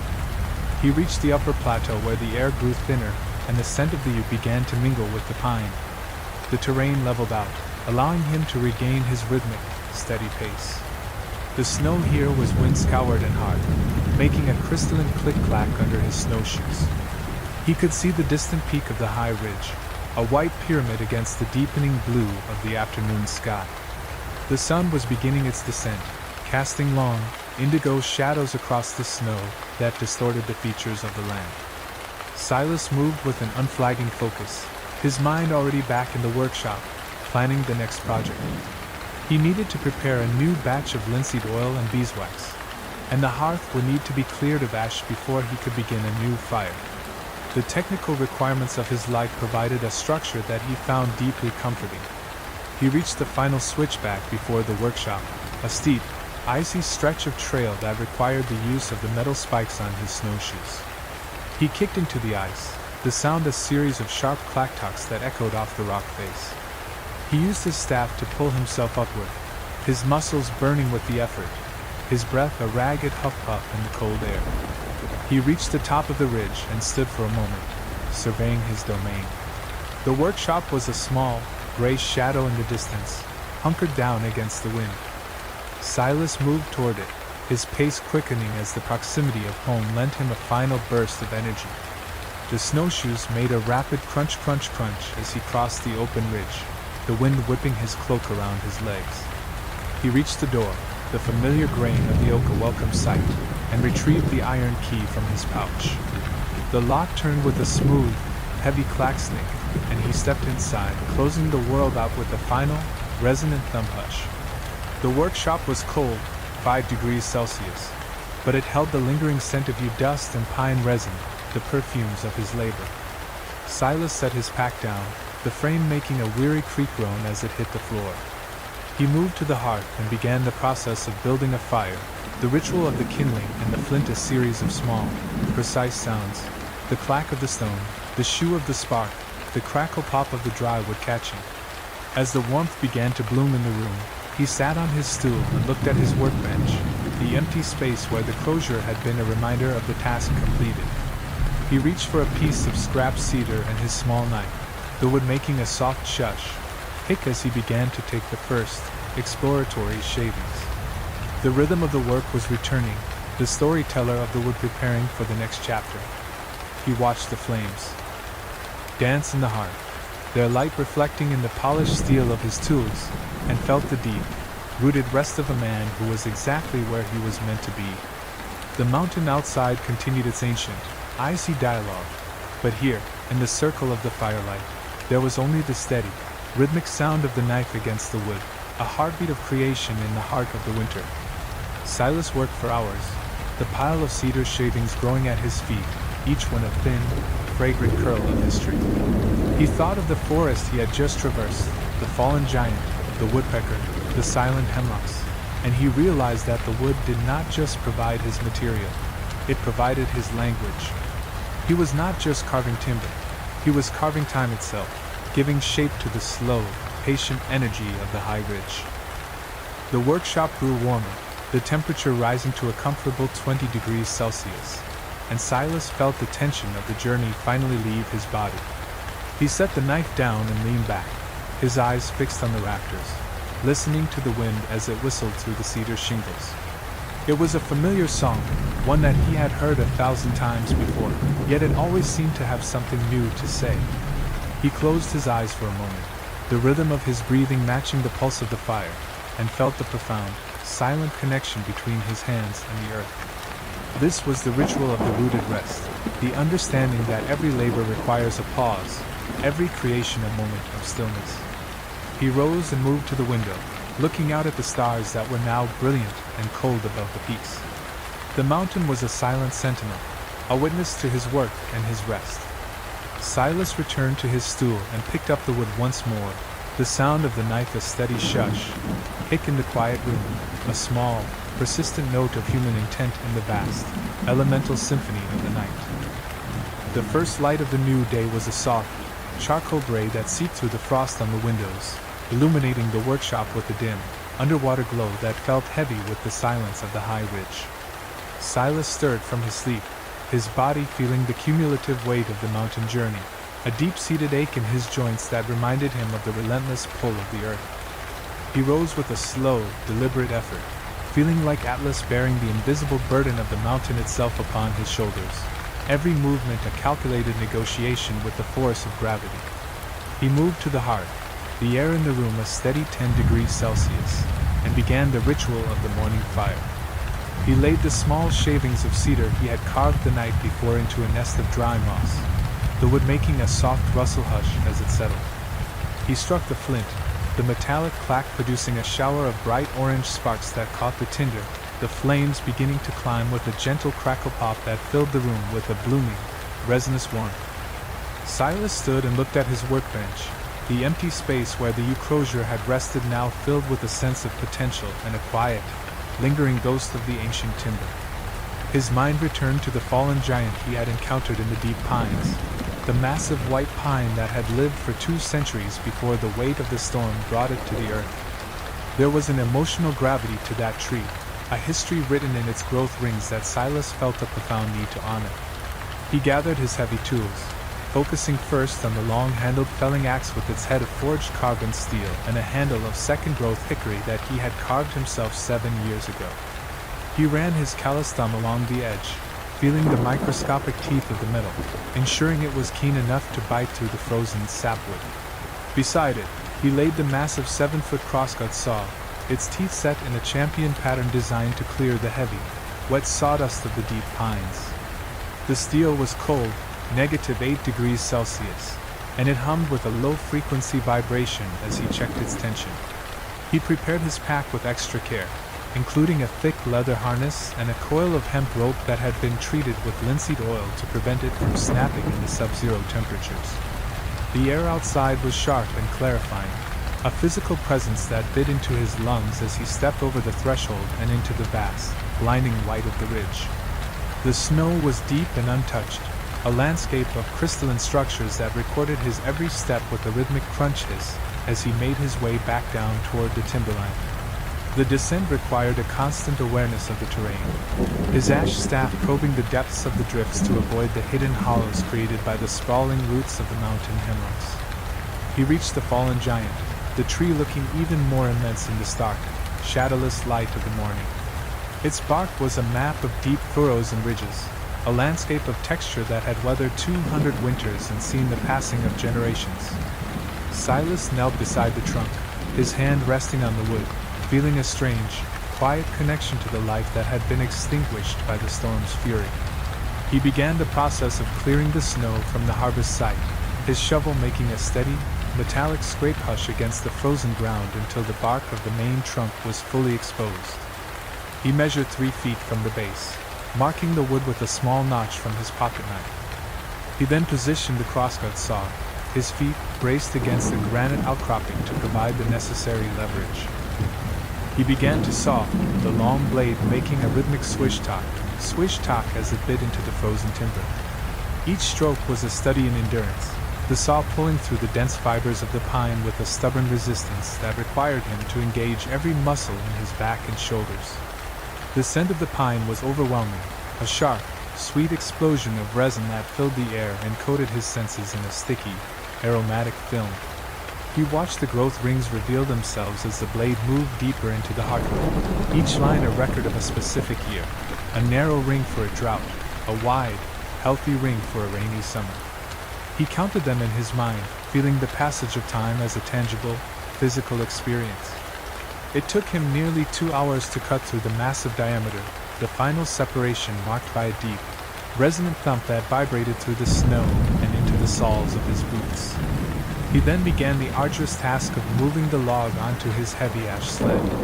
He used the long timber lever to pry the section upward, the wood making a slow, wet-grown creak as it shifted. Every inch was a battle against the earth's pull, a demonstration of the Atlas-like effort required to master such a heavy material. He secured the log to the sled with the hemp rope, the knots tightening with a satisfying snap tug. The pull back up the high ridge was the most demanding labor of his life. He leaned into the leather harness, his body nearly parallel to the slope, his boots kicking deep steps into the hard-packed snow. The weight of the pine log was an anchor, a gravitational force that demanded total presence and absolute focus. He could feel the blood pulsing in his temples, a rhythmic beat that matched the slow, deliberate pace of his ascent. He did not look at the top of the ridge. He focused only on the next step, the next breath, the next inch of progress. The air grew thinner as he climbed, the temperature dropping to -12 degrees Celsius as the sun began its slow descent. He reached the halfway point, the crow's nest outcropping, and paused to catch his breath. His lungs burned with the cold, but he felt a strange, fierce joy in the exertion. He looked down at the sled, the raw heartwood of the pine glowing like a beacon against the gray snow, and he knew the effort was worth the reward. He pushed off again, his muscles screaming with the effort, his mind focused on the image of the workshop hearth. He reached the upper plateau just as the first stars were beginning to appear in the darkening blue of the sky. The final stretch to the workshop was a test of his remaining strength, the sled runners making a heavy scree-hush as they moved across the wind-scoured ice. He reached the door, his hand shaking as he turned the iron key in the lock, the mechanism moving with a heavy clack-snick. He dragged the sled inside, the warmth of the room hitting him like a physical wave, and he collapsed onto his stool for a moment of recovery. The workshop was 12 degrees Celsius, but to Silas, it felt like a summer afternoon. After a few minutes of rest, he moved the log from the sled to the center of the floor, the wood settling with a final, grounding thud. He spent the next hour debarking the log with his long draw knife, the blade moving in a steady, wet shoo that revealed the pristine, cream-colored sapwood. He felt a deep, quiet satisfaction in the work, an emotional resonance that he had not expected. This tree had been a landmark of the forest, a silent witness to the passing of time, and now it was becoming a part of his own history. He thought of the communal table he would carve from it, a place where people like Julian or the brothers from the Abbey could gather and share their stories. It was a shift from the solitary labor of the crozier to something that belonged to the world. He moved to his heavy chisels, beginning the process of roughing out the massive, hollowed-out basin that would form the base of the table. The sound was a steady shush, hic, shush, hic, as he worked with the grain, the wood yielding in long, fragrant curls that piled up around his boots like a golden shroud. The night deepened, the shadows in the workshop stretching and dancing in the light of the fire. Silas worked with a rhythmic focus, the tension of the day beginning to settle into a productive, meditative flow. He was not rushing to finish. He was simply beginning the long dialogue with the wood. He spent hours refining the shape, his mind wandering through the possibilities of the new work, the characters he had yet to meet, and the stories that were still unwritten. The workshop grew warmer, the temperature rising to a comfortable 21 degrees Celsius, and the scent of the pine was thick and intoxicating, a sensory anchor that kept him rooted in the present. He eventually set his tools down, the metal meeting the bench with a final clink, and looked at the raw, massive potential of the pine. It was enough for today.